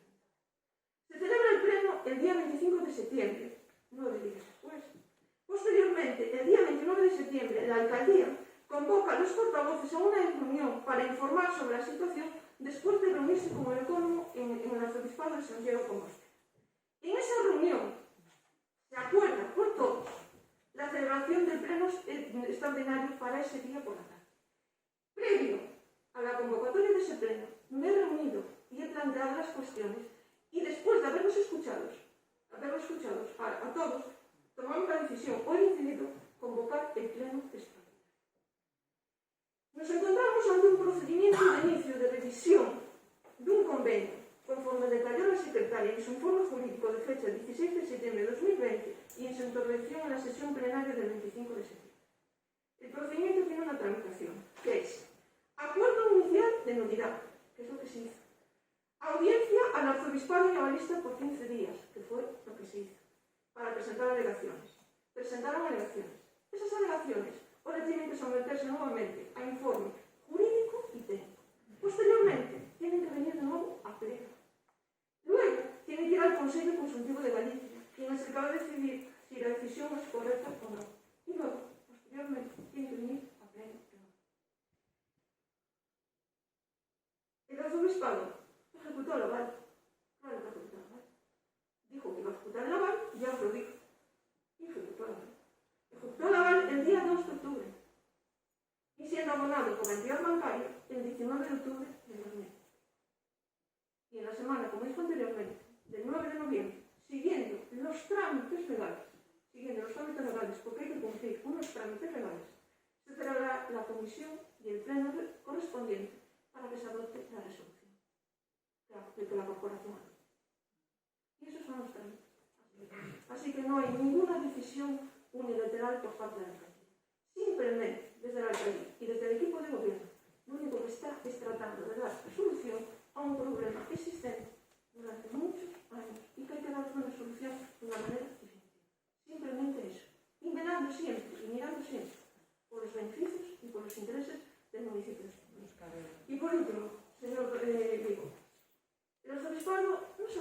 los 153.000 euros. Es que ya lo dije, creo que en la comisión, en la sesión plenaria, en la reunión privada, como dice usted, oficiosa, y posteriormente en el pleno. No quiere solamente los 153.000. La indemnización del terreno que falta por recalificar, porque se le recalificó 3.740 sin nada a cambio, que menos mal que ya lo reconocen en la moción, porque eso lo dije en la comisión, en el pleno, privadamente, y de nuevo en el pleno, que ya se habían recalificado 3.740 sin nada a cambio. Quieren eso, y al mismo tiempo que se le abone el terreno donde está el fólico deportivo. Quieren todo.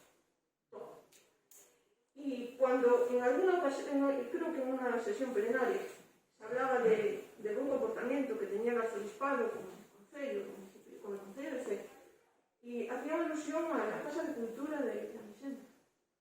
¿Cuánto se pagaron por los terrenos de la Casa de Cultura de la Misenda? Porque era una casa antigua, vieja, del arzobispado. Creo que entre 7 y 8 millones de pesetas le costó al Concello poder adquirir los terrenos y poder tener la Casa de Cultura de Misenda. Es decir, el arzobispado al Concello de Fe nunca le regaló nada. Ni al Concello de Fe, ni creo que a ningún otro, a otras instituciones. ¿Alguna intervención? Sí. Señor, en primer lugar, yo nunca dije que el arzobispado no regalara nada, ni se me ocurría. Porque, al contrario, siempre manifesté que su forma de proceder era siempre intentando jugar para casa. Pero una cosa es eso y otra cosa es que sean, como aparentan ser ahora, Harry de sucio, ejecutores sin sentido, además. No acabo de entenderlo. Como no acabo de entender tampoco que me diga que en el año 2004 hay un informe donde dice que los concejales no se ponen de acuerdo cuando en el año 2004 en este concello había una mayoría absoluta. Bueno, es imposible que no se pusieran de acuerdo, salvo que no se pusieran entre ellos y yo no lo supiera. Pero había una mayoría absoluta. En el 18, que no se les comunicó, no lo sé. Yo sé que el acuerdo vino aquí y que, como siempre, durante muchos años se aprobó con los votos de toda la corporación y la asociación procedente de BNA, que siempre se abstuvo en ese tema, y el resto de la corporación, fuera o no gobierno, siempre apoyaron la renovación de la MAR. La comunicación o no es un tema administrativo que no sé si se produjo o no se produjo. Que vino primero, seguro, y que tiene la aprobación plenaria en el año 18, también seguro. Sigo sin entender el leitmotiv, no acabo de entenderlo. Evidentemente, ellos ejecutarán, dirán, intentarán llegar hasta donde puedan dentro del marco jurídico que les acoge, seguramente. Pero sigo sin entender por qué lo hace, cuando no pasó nunca hasta ahora. Y en cuanto al tema de los terrenos, se sabe que hubo una modificación puntual de la norma, inicialmente compensatoria para los terrenos, que no consideró suficiente el arzobispado, que pretendían más, y ese más no podía hacerse vía modificación ya en aquel momento, y por eso, en base a un compromiso de incluirlo en un futuro plan xeral, que todavía no tenemos, por culpa de todos, no estoy echando la culpa a usted, pero bueno, que también dudo que lo vaya a aprobar. En cualquier caso, que por culpa de todos los debemos, pues digamos que no tienen esa compensación, y que esa compensación teóricamente estaba cubierta por el aval, y que hasta ahora pues les valió. No entendemos qué pasó. Es que no lo entendemos. Porque además somos conscientes de que hay una serie de problemas que les afectan y que son de su competencia y que el Concello no está ejecutando, y que realmente tienen que gastar los 150.000 euros allí y se cuadra el resto que le falta. Porque todos sabemos qué cosas tienen mal, ya no bien y que nos puedan valer. Y me extraña porque son más diplomáticos que políticos. Y son más diplomáticos que políticos porque son así. Y al final nos llama la atención a todos. Y cuando nos llama la atención a muchos, será por algo. Yo no es que tenga unas dudas extrañas, simplemente tengo dudas de que una institución como la Iglesia actúe como Harry Escocia. Tengo muchas dudas, porque no es su forma de proceder ni aquí ni en ningún lado. Y aunque es verdad que es un negociador duro, es un negociador que juega siempre a favor de caja, no negocia con la pistola en la mano, que es como está actuando en este momento, por lo que usted traslada, que es la interlocutora que tenemos, y evidentemente es su competencia como representante institucional del Concejo de Ceuta, y representante de la...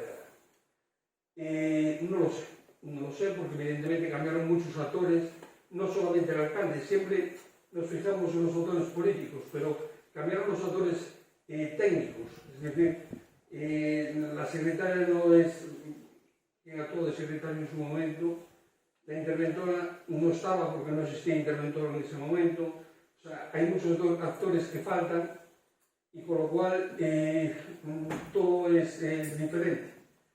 Y no digo ni que sea mejor ni peor, sino que es simplemente diferente. Pues a veces no solamente cambian los alcaldes, cambian también los actores técnicos superiores del Concello, como en este caso. Entonces, no sé exactamente qué pasa, pero en cualquier caso lo que pasa, yo puedo decir que a nosotros nos extraña y que comparto con el Partido Popular, con Ciudadanos y con el Bloque Nacionalista Galego las dudas que nos genera esta elección por parte de la Municipal. Mire, señor Vigo, yo lo voy a leer literalmente lo que dice el arzobispado. No es que haya un informe con respecto al tema de los años anteriores, no es un informe del Concello, es lo que dicen ellos. Y le digo literalmente, y está por escrito. Y llegado el año 2004, tampoco el Concello ha cumplido, al igual que tampoco lo hizo en los años posteriores. Se apuntan al efecto las sucesivas renovaciones del convenio y el aval, solicitadas siempre por el Concello sobre la base de la imposibilidad de negociar y tramitar la modificación puntual conveniada, habida cuenta del enfrentamiento existente entre los diversos partidos políticos. Yo le digo lo que dice el arzobispado, usted simplemente valórelo. Eso lo dice el arzobispado. No, digo que es una realidad. Es imposible que bueno, un enfrentamiento, salvo con aquel momento el Partido Popular tuvo un enfrentamiento entre ellos, porque eran 7 y gobernaban con mayoría absoluta de la corporación. O sea, es así de sencillo. Pero bueno, usted ya ve lo que está contestando, o lo que está alegando el arzobispado. Evidentemente, es por ello que llegado el año 2015, mi mandante, ante la total pasividad del Concello, decide ejecutar el aval, ante lo cual se solicita por el Concello una reconsideración y se pide una nueva renovación. Mi mandante accede y se otorga un nuevo aval. Y en el año 2016 la misma situación, y nuevo ruego del Concello de que no se ejecute el aval. Se acompaña justificante. Igualmente en el año 2017 y nuevamente en el año 2018 se acompaña copia del aval y en este caso ni siquiera se nos notifica el acuerdo del pleno acordando la renovación. Ya en el año 2019 mi mandante comunica al Concello que no le da más plazo que se tramite la imputación puntual a que se había obligado, o esta vez sí procederá a ejecutar el aval. Es entonces cuando la alcaldesa recién elegida pide un plazo de gracia para tramitarla y remite la comunicación, que fue la providencia esa, la que hice referencia de pedir un informe técnico, porque si no, no accedían a dar el periodo humano. En el que solicita una nueva prórroga. Se le concede bajo la advertencia de que no habrá más renovaciones del plazo de cumplimiento del pago. Lo que yo les vengo diciendo, ¿vale? En la comisión, en el pleno, de forma oficiosa, y de nuevo en el pleno, lo viene a presentar en sus alegaciones las mismas. Así que no hay ningún dato, ni hay ninguna ocultación por parte de la alcaldía con respecto a la corporación, ni antes, ni ahora, ni nunca la habrá. Por lo menos por parte mía, nunca habrá ninguna ocultación a la corporación sobre unos hechos que son de suma trascendencia e importancia. Y que, de verdad, que tenemos que poner todos de nuestra parte para dar una solución. Porque con el enfrentamiento no llegamos a un punto bueno para darle una solución a un problema de suma importancia para el Concello. Y desde la alcaldía y desde el equipo de gobierno, lo único que se está buscando es simplemente eso, solucionar un problema, nada más. Perdón, ¿a usted le parece poca colaboración que toda la oposición de este Concello, 9 concejales de 13, de 4 grupos distintos, en 4 días cambien su voto simplemente porque se supone que eso protege los intereses económicos del Concello? Porque eso es lo que se hizo aquí. Un viernes se votó conforme el pensamiento de los 4 grupos y el martes votamos en contra de nuestro pensamiento, precisamente en aras a defender los intereses económicos del Concello. Pero eso no significa que nos genere dudas todo el proceso. Nos genera muchísimas dudas. Muchísimas. Pues, señor Vigo, el proceso está con base a unos informes técnicos y jurídicos del arquitecto y de la secretaria de este Concello. El proceso está en base a esos informes. Sí, aclaro un par de cosillas. Na súa primeira intervención, na contestación, falaba de decisión unilateral, que non era unha decisión unilateral do goberno.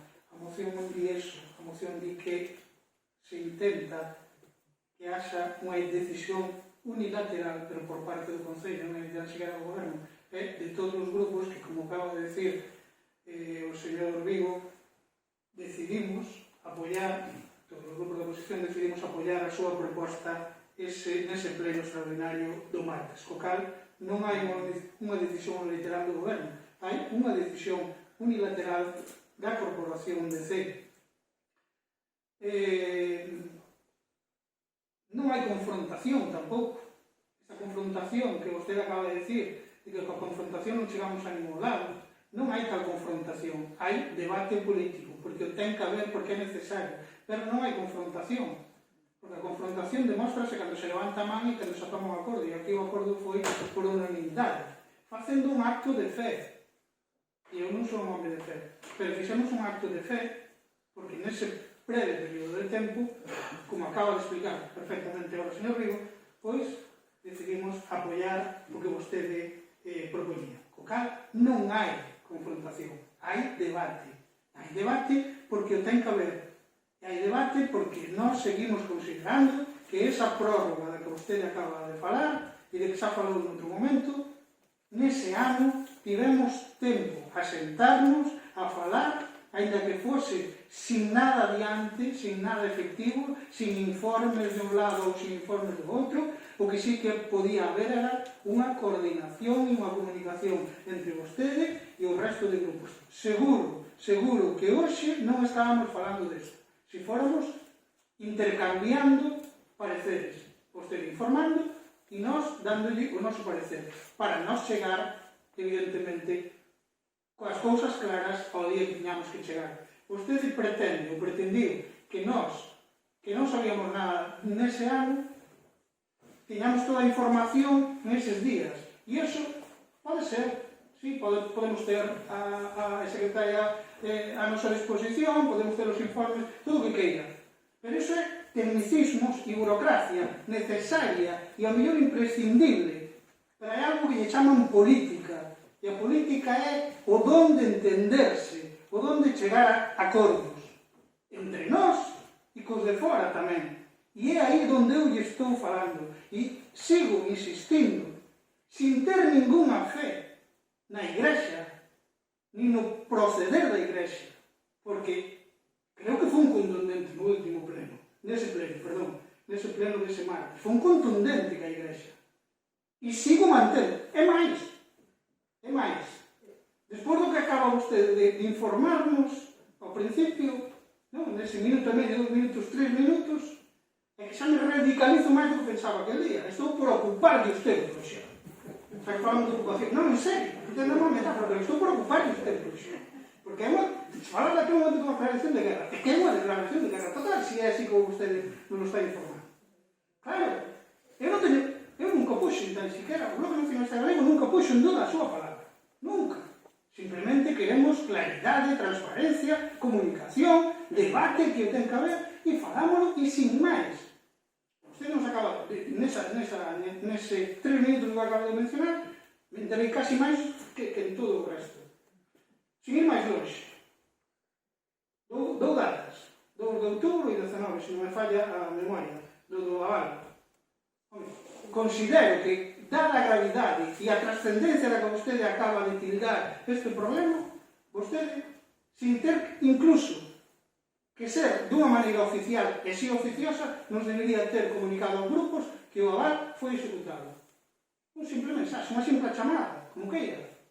Ninguén, unha chamada, os WhatsApp quedan grabados, a chamada ninguén lle iba a negar. Seguramente, el aval foi ejecutado. Ya está, xa o sabíamos. Seguramente chegamos hoxe aquí de outra maneira. Eu remato xa. Por non volver a esas decisións que se tomaron no ano 2001, 2002, 2000, cando fora, que nas vou defender eu para nada, porque eu, efectivamente, desde que eu estou aquí, sempre o Bloque Nacionalista Galego se estivo neste punto, porque non o tivo claro. Sinceramente, parecíamos algo casi surrealista, non? Que estaba agora, pero bueno, como viña de longe, nos abstiñamos e non queríamos ser un problema, non? Pero hai decisións que se toman nun determinado momento e logo, o paso do tempo, o paso dos feitos e demais, se tornan, pois, a veces incluso ridículas, pode ser. Como a mellor algunhas que tomamos neste momento, que vamos a tomar aquí o 2023, se tornarán ridículas no 2040 ou 2045, pode pasar perfectamente. Naquele momento tomouse así, polo que fose, bueno, pode estar ben, pode estar mal. O que temos é que intentar, evidentemente, remar todos na mesma dirección. O Bloque Nacionalista non vai a remar, non vai tirar do remo para outra dirección, vai defender os intereses do Concello de Cee. Simplemente lle pedimos, remato, outra vez, transparencia, diálogo e comunicación con nós, que as reunións oficiales e oficiosas que fagan falta, como se teñen que ser un día así e el outro tamén. Nos dá absolutamente igual, pero en aras diso precisamente, de que non pareza isto unha guerra cando non é, sinceramente, cando non é. Non hai debate, pero non hai o que vostede dixo, non hai o que vostede dixo confrontación para nada.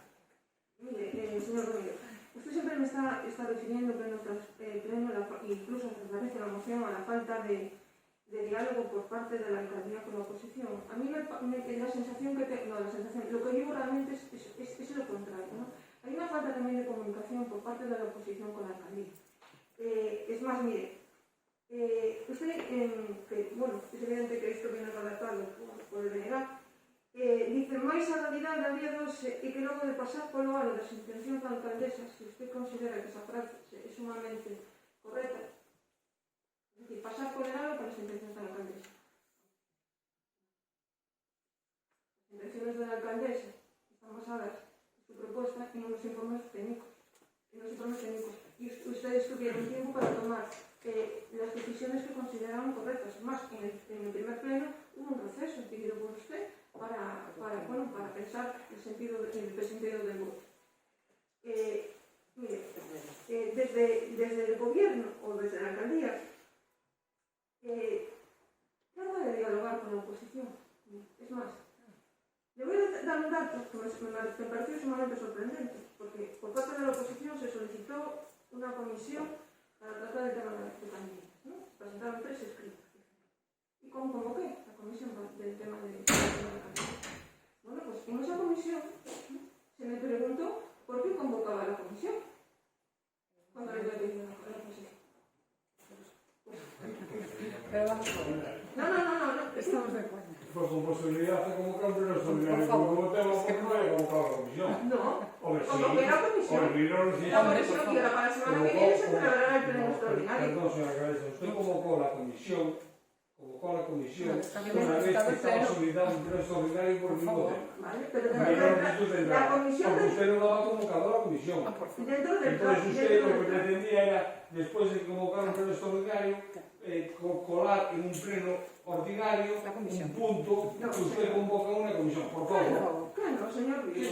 ¿Cómo voy a pretender? Mire, parece mentira usted que me diga que yo voy a pretender colar en un pleno ordinario la solicitud de un pleno extraordinario, cuando, mire, era tan fácil para ustedes, que tal y como está presentado la petición de ese pleno extraordinario, lo podrían ustedes debatir en cualquier momento como una moción, como esta de instar a, ¿vale? No hacía falta convocar y lo hacían más rápido, pero no, yo no voy a colar en un pleno ordinario algo que está convocado por un pleno extraordinario, porque yo soy un número alto.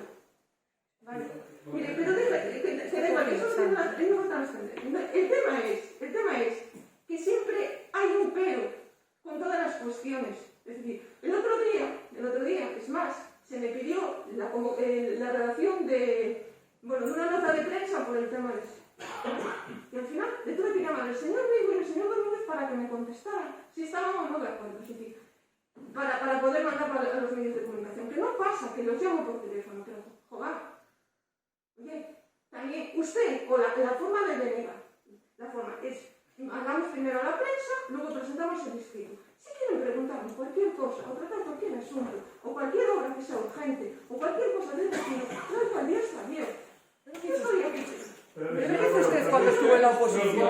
¿Qué hizo usted en la oposición? Durante 4 años. Eso ya no lo viví nunca. Tiene que ver en mi vida vi como alcalde se dirige a la oposición para decirle cómo tenía que hacer. ¿Cómo tenemos que hacer nosotros? Eso Vamos a ver. porque parece que soy una tutorial de cómo está en el concello. No, señor Vigo, lo único que estoy diciendo es que estoy en el concello a disposición de cualquiera que quiera venir a hablar conmigo, incluida la oposición, para plantearme cualquier cosa. Como cuando usted estuvo en la oposición y usted no venía tampoco y presentaba sus mociones y presentaba un pleno extraordinario, lo que usted consideraba en su momento como portavoz del Grupo Socialista. Y la alcaldía estaba abierta para usted y para todos los portavoces de los grupos políticos. Y cuando lo consideraba. Usted hacía lo que consideraba. Pero usted no nos va a decir a nosotros lo que tenemos que hacer. Como Solamente- oposición, somos la oposición. Y usted es el gobierno. Mire, Déjenos que opositemos. Y usted por gobierne. supuesto. Pues ya está. Ya Ya está. No, Pues ya proposición está. no, que nos opongamos. Si no lo oposición, ya me lo digo. Bueno, en resumen, dejando... No, eu simplemente por alusións e porque, de verdade, usted fala de confrontación e agora acaba de provocar unha confrontación sin necesidade ninguna, sinceramente.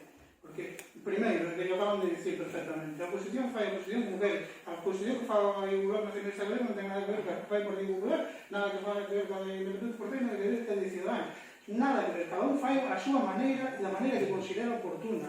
Nada máis, punto. E eu non lle vou dar explicación unha vez. Aquel pleno extraordinario que fixemos na sala de conferencias na Casa de Cultura. Deine aquela vez a explicación de eso. E eu se vou a dar outra vez. Facémolo porque é o modo máis cómodo. Nós traballamos 8 horas ao día, cando non máis. E temos que facelo da nosa maneira. Incluso, se o facemos dunha maneira que a vostede non lle gusta, que lle gustaría que fosse ao contrario, pues, ese é un problema ya suyo. Si é así. Nós facemos da nosa maneira e punto. A mí hai cousas que vostede fixo na oposición que eu non se entendín, pero fixo a súa maneira. Non hai ningún problema. Teño que recordarlle decembro do 18 no Nadal, cando xapou unha felicitación en todos os fogares, onde enumeraba todas as obras que o PSOE presentara. E non quero entrar en confrontación, de verdade que non quero, pero naquelas obras, naquela serie de obras, iban todas as obras presentadas por Independentes, por Partido Popular, por Ciudadanos, que tamén estaba, e por Bloque Nacionalista. E as actas están aí para ver, sin ir máis longe. E vostede estando no sitio que está, señor Ramón Vigo, nun post, eu propuxen que se arranxara a carretera, a vía esa, a rúa Pepe Sánchez, que creo que se chama, verdade? E vostede despois recoñeceu-no, e o señor Vigo tamén sendo alcalde, e dixo, non nos fijáramos neso, bueno, máis ou menos era así a historia, non nos fijáramos neso, pero era que seguía era necesario e tal. Aprobou o señor Vigo e se executou sendo vostede alcaldesa, e a propuso o Bloque Nacionalista Galego na miña persoa. E vostede levou nese papel. Eu non lle dei importancia ninguna. Vostede facía a súa maneira. Bueno, pois iso. A xente que cree ou non cree, xa, cada un faga o que lle dé a gana. Ahora, por favor, lle pido, que non mo diga máis. Porque non me queren confrontar máis de que a miña forma de facer oposición. Estaba que dicir lo que non tengo que decir. Non me diga como tiene que facer oposición. Non lle digo outra cosa. Ustedes hagan la oposición como quieran, pero atiéndome una cosa. Si ustedes no me quieren entender lo que quiero decir, de la misma manera que usted me está pidiendo a mí, a la alcaldía, a la alcaldesa, de que cualquier cuestión que los llame por teléfono, que les mande un WhatsApp, en lo que sea necesario, lo que sea urgente, simplemente les estoy pidiendo lo mismo. Lo que ustedes me están pidiendo a mí, yo simplemente lo estoy pidiendo a usted en concreto, le estoy pidiendo lo mismo. Si usted quiere comunicarme cualquier cosa, de la misma manera que te puedo coger mi teléfono y cosas, usted también me lo puede coger. Claro que sí. Solamente le estoy diciendo eso. Evidentemente, pero iso fixo no Antón, cando lle dixen que a resolución fixo para avisar, para ver, nada.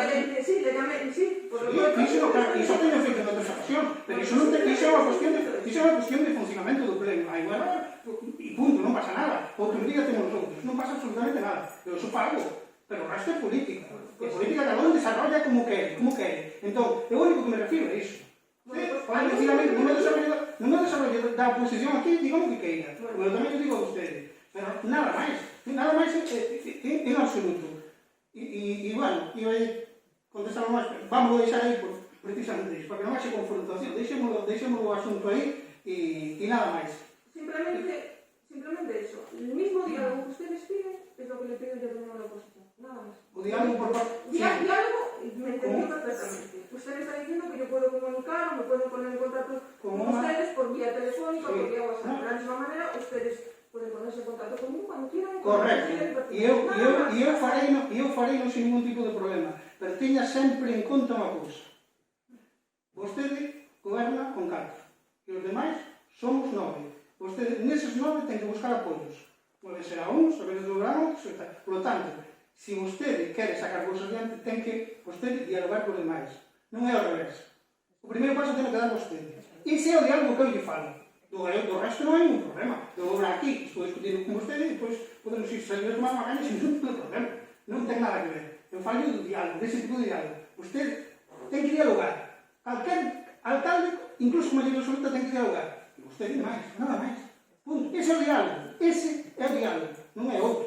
Por eso tamén están as comisiones informativas, ¿no? Tamén. Comisiones informativas para que se debata y se hable, y se comente E se intenta. Bueno, por parte del gobierno, con relación a este punto, se va a abstener. ¿Votos a favor? ¿Abstenciones?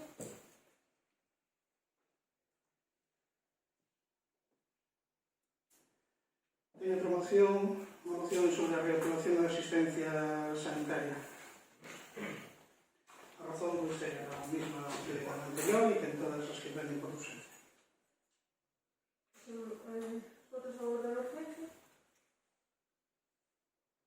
Esta pandemia ocasionada pola COVID-19 puxo ao límite o noso sistema sanitario. Puxo en evidencia o preciso que é investir en saúde e as repercusións dos anos de recortes aos que se someteu o sistema sanitario.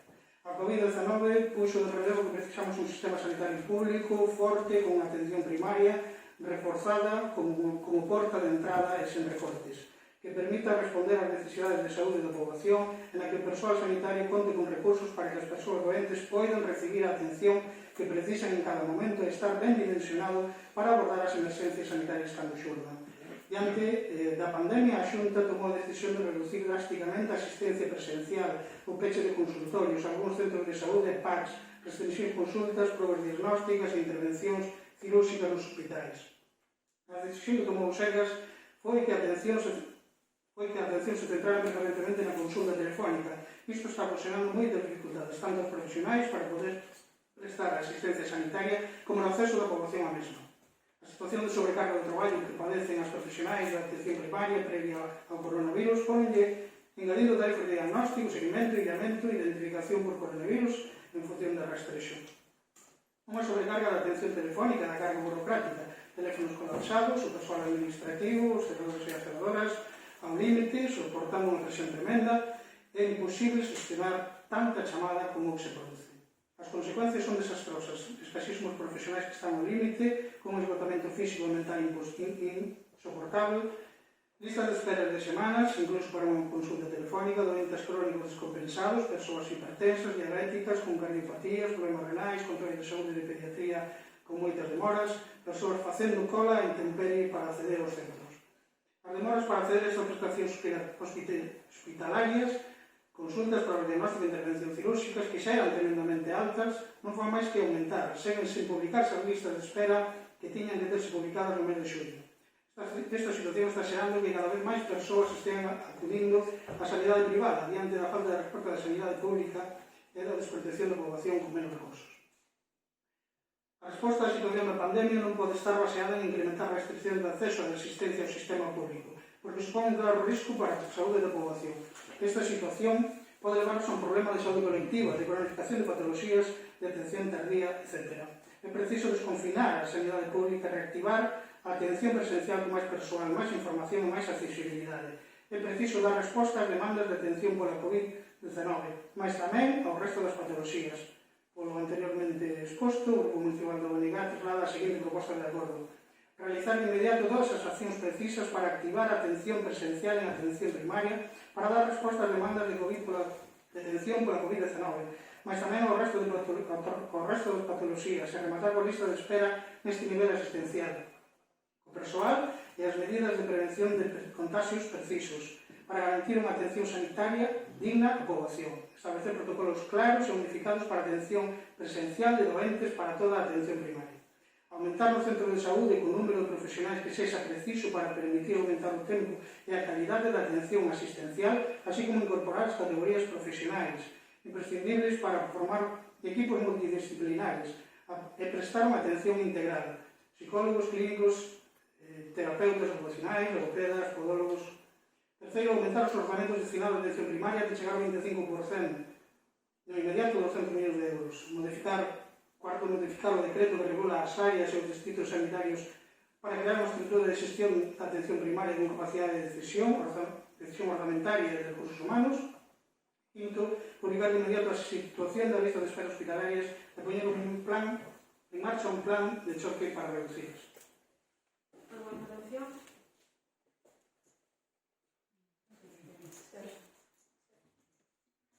Evidentemente no estamos de acuerdo en la exposición de motivos, está claro.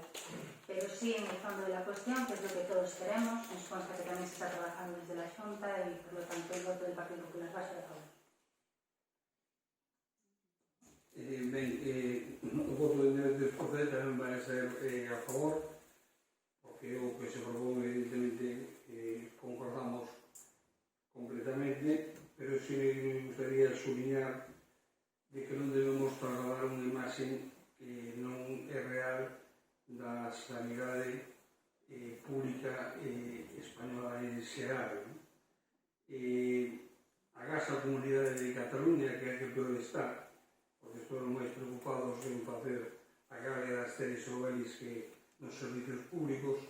O resto das comunidades gobernadas por o Partido Socialista ou por o Partido Popular, realmente a sanidade funciona francamente ben, moi por riba da América de Trump, incluso Obama, moi por riba da Francia de Macron e de Mitterrand, moi por riba de Inglaterra dos laboristas no pouco tempo que estuveron, moi por riba da Alemania dos socialdemócratas no pouco tempo que estuveron, e onde realmente se destinan moitos recursos e que realmente sempre se notan carencias e sobre todo en circunstancias tan complexas como a actual.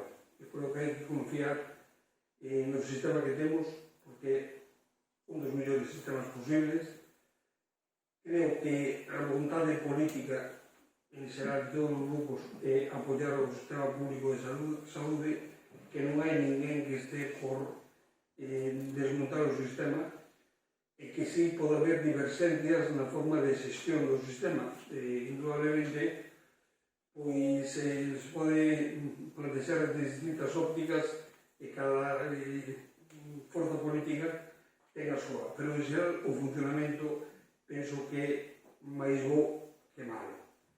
É verdade que hai moitas cuestións que mudar, que se misturan actitudes que son exclusivamente técnicas e clínicas con actitudes sociais e políticas e ao final pues, podemos chegar a cuestións erróneas, pero bueno, indudablemente as peticións que se fan na moción son completamente asumibles por noso grupo e por eso, como dixo o principio, vamos a votar favorablemente a moción.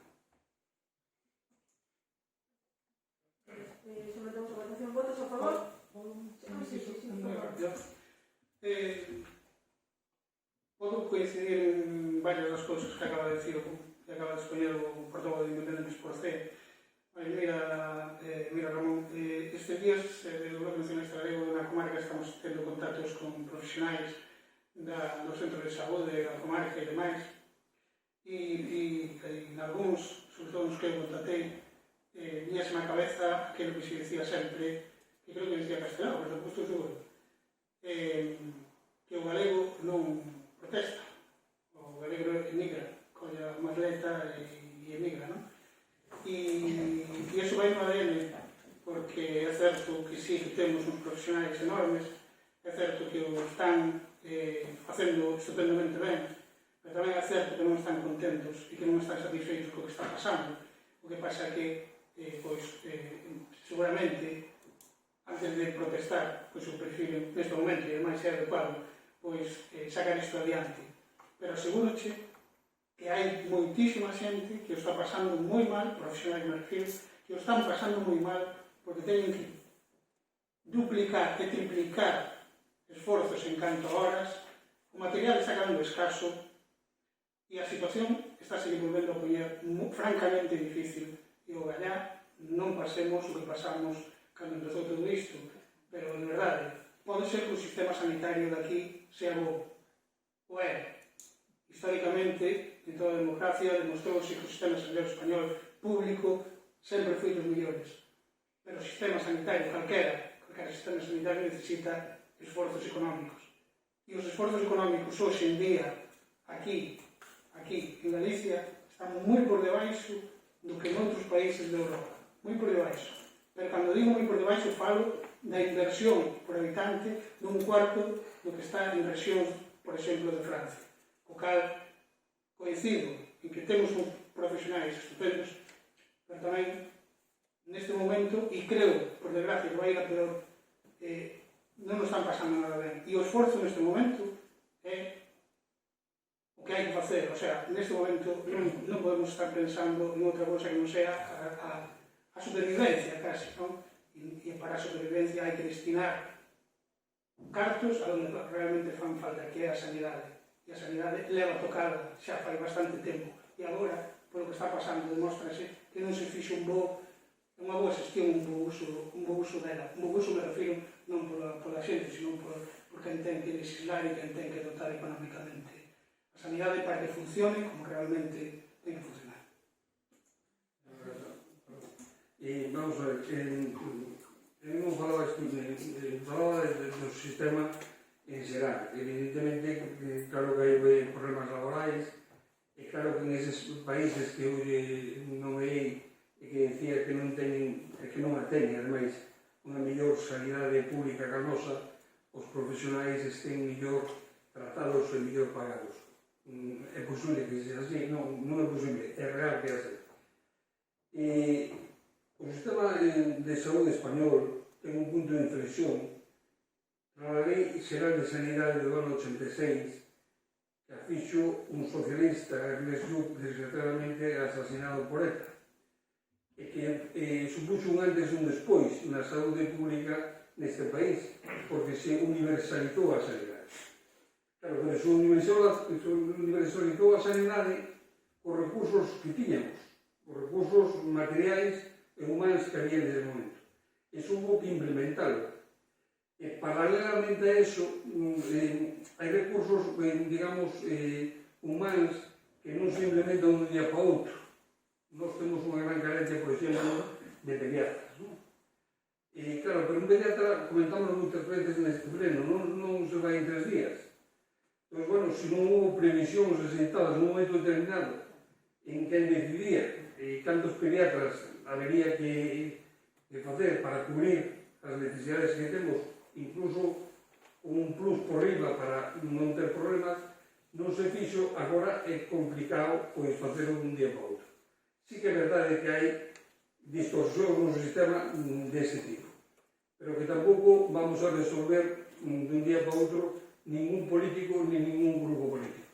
Eu simplemente intento facer, sobre todo para que cale na ciudadanía, que teña a sensación e a tranquilidade de que ten un servicio público de salud de moi alta calidade, moi por riba da media, e con moi poucos países no mundo por riba en estándares de calidade co que temos neste país. Estou seguro, pero mira, vou poñer un exemplo dese outros, vou poñer un exemplo. Un enfermo crónico de cancro non se pode demorar as probas. E iso está pasando. Porque unha proba nun enfermo de cancro significa que o mellor para a semana non vai. Nos sometemos a votación. Votos a favor? A seguinte é unha moción sobre a prolongación ao ano 2021 do Día das Letras dedicado a Ricardo Carballo Calero. A proposta de acordo é que o Pleno do C acorda amosarse partidario da prolongación no ano 2021 do Día das Letras Galegas dedicado a Carballo Calero e instar a Xunta de Galiza que se dirixir formalmente á Academia Galega para así lle transmitir e solicitar formalmente.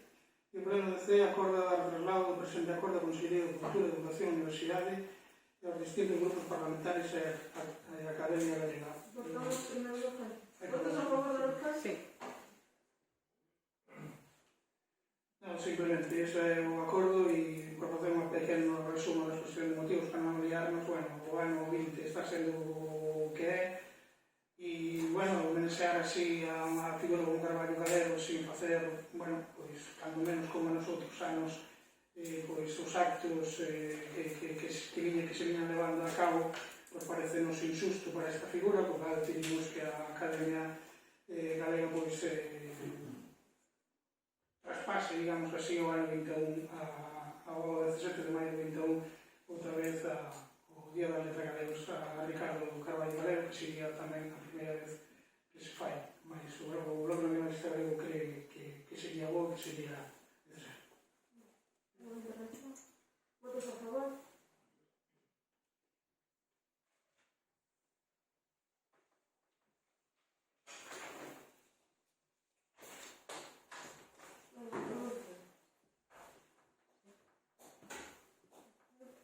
Preguntas. No hay nada. Sí. Vale, yo un ruego, voy a intentar ser muy rápido porque Rosana tiene que estar a las 11. Mira, el pleno anterior del 25... Sí.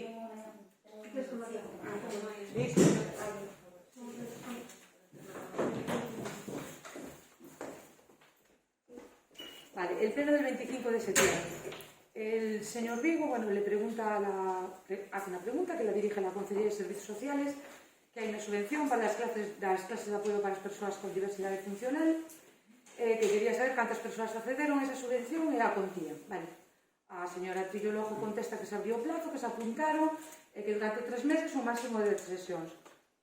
Ao que eu lle pregunto, pero hai nais que din 4, e a me contesta que son 10 durante setembro, outubro e noviembre. Eu contestolle que entendo hasta novembro, pero coñezo nenos con botno para 4 sesións solamente. Contéstame que mentira, entón digolle que por esa pregunta, que se hai máis contía para uns que para outros. Ela contéstame que se pode utilizar ou non, entón eu reitero que hai nais que din 4 sesións e todo o tempo, se non é certo. Esa é a conversación que mantivemos nós, as dúas, no pleno. O 26 de setembro, ás 11:24 da mañá, recibo un WhatsApp dunha nai a que o seu fillo ten un bono, que me di que se puso en duda polo noso grupo de Independentes por C, bueno, non vou a reproducir todo o que ela me dixo, porque hai WhatsApp de voz e todo eso, en duda que Impulso estaba actuando ben, si Impulso estaba actuando ben con eses cartos, que ao menos eso é o que transmitiron a esas nais que teñen ese bono o que lle transmitiron desde o Concello despois do pleno. É que se teño algún problema que me paso o teléfono que me podo acercar a falar con eles. Evidentemente, o único que pido é que na miña persoa ou no noso grupo que non se difame o Grupo Independentes por C e menos a miña persoa, porque en ningún momento, aquí está todo o pleno, se falou de eso. Eu sei perfectamente onde está o centro de impulso, nin me dirixí ali, nin teño que ir a nada, porque eu en ningún momento ataquei o centro. Simplemente preguntei, porque había unha contía, que me parecía que o mellor eran moitos cartos, preguntamos solo cantos eran os neos, é un tema de información que pide a oposición, nada máis. Eso foi o que solicitamos á Concellería de Servicios Sociais. Simplemente quería aclarar eso. Ese era o meu primeiro rogo. Despois... No, por eso digo, teño que dar solas e teño que... Mira, como Natalia me quiero contestar, yo no difamé a nadie. Yo simplemente dije que eran 10 sesiones para cada reunión. Pregunté, claro que pregunté, o sea, me dices que hay madres que dicen que solo tienen 4 y yo le pregunto, digo, mira, a mí me acaban de decir esto. Se puso en el grupo de WhatsApp, que tiene por lo visto un grupo de WhatsApp de todos los padres. Está aclarado y todo el mundo tiene muy claro que son 10 sesiones por niño.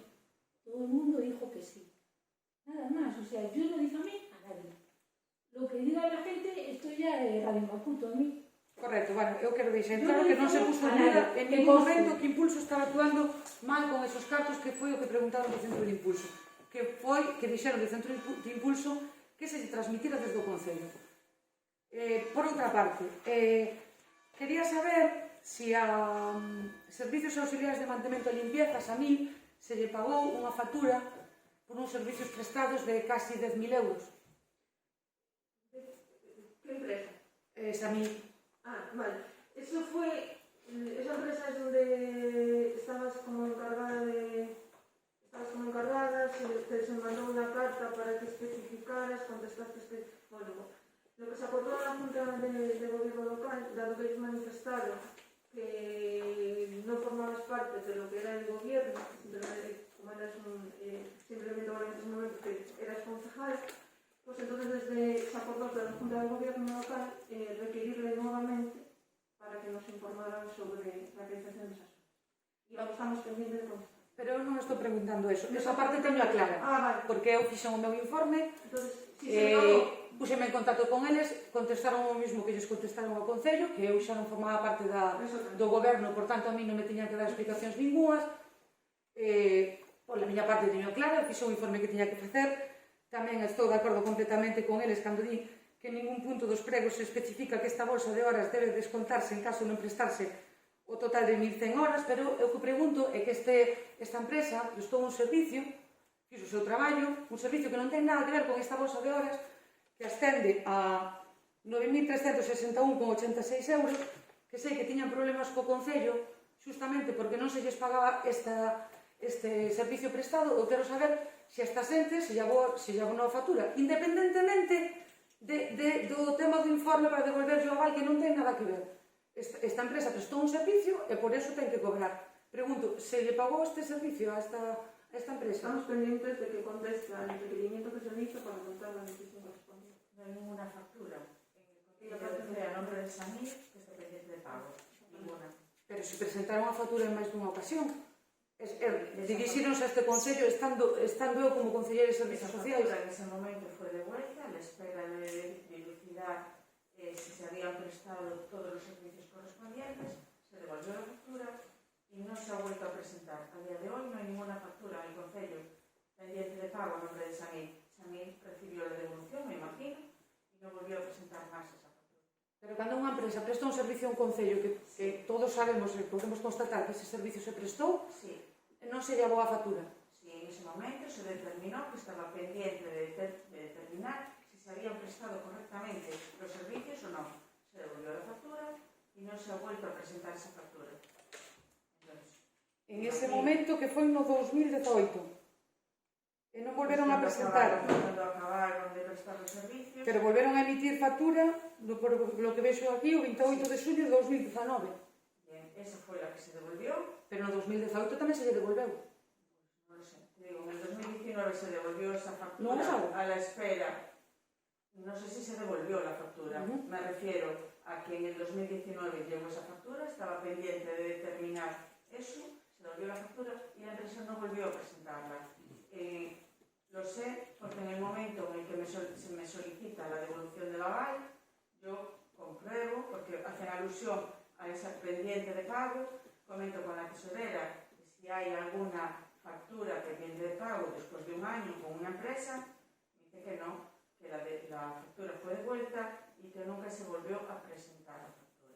Solicitan se proceda a abonar la factura correspondiente a los servicios prestados en el mes de mayo de 2018, factura número tal, de fecha 23 de junio del 2018, por importe de 9.361,86 euros, que al ser rechazada se volvió a emitir con número de factura tal, de fecha 28 de junio de 2019, por el mismo importe. No hay factura. No. Correcto. Vale. Otra pregunta. Bueno, señora alcaldesa o concelleiro de Cultura, bueno, ahora con el tema COVID, bueno, las medidas que hay que adoptar por el tema de las personas, de la cantidad de las personas en la escuela de música, están... Voy a hablar de un caso de Josué que imagino que va a repercutir en otros casos. Clase de solfeo, por ejemplo. 1 hora semanal, ¿no? Había antes 4 horas al mes o 5 horas, dependiendo del mes, evidentemente. 1 hora semanal que se redujo por el tema de limpieza y todo esto, se redujo a 45 minutos. Pero ahora, con el tema de que hay que reducir el número de alumnos en aula, están yendo 5 alumnos por aula, 5 alumnos contando con la docente. Entonces van una semana sí, una semana no. Evidentemente la docente está haciendo su trabajo igual porque ella sigue yendo pues, a todas las horas de clase, pero los alumnos no. ¿Esto va a repercutir en la cuantía mensual, No, mira, en los usuarios? Pero le explico. Habíamos hecho una consulta que la hizo el técnico de Cultura por el tema del aforo con respecto a la escuela de música y la escuela de tal. En un principio la contestación fue que tenían que ser 5. Pero volvimos a realizar nuevamente la consulta porque había diversas interpretaciones de cómo era la aforo. Y hoy nos contestaron diciendo que tiene que ser el 50% del aforo del local.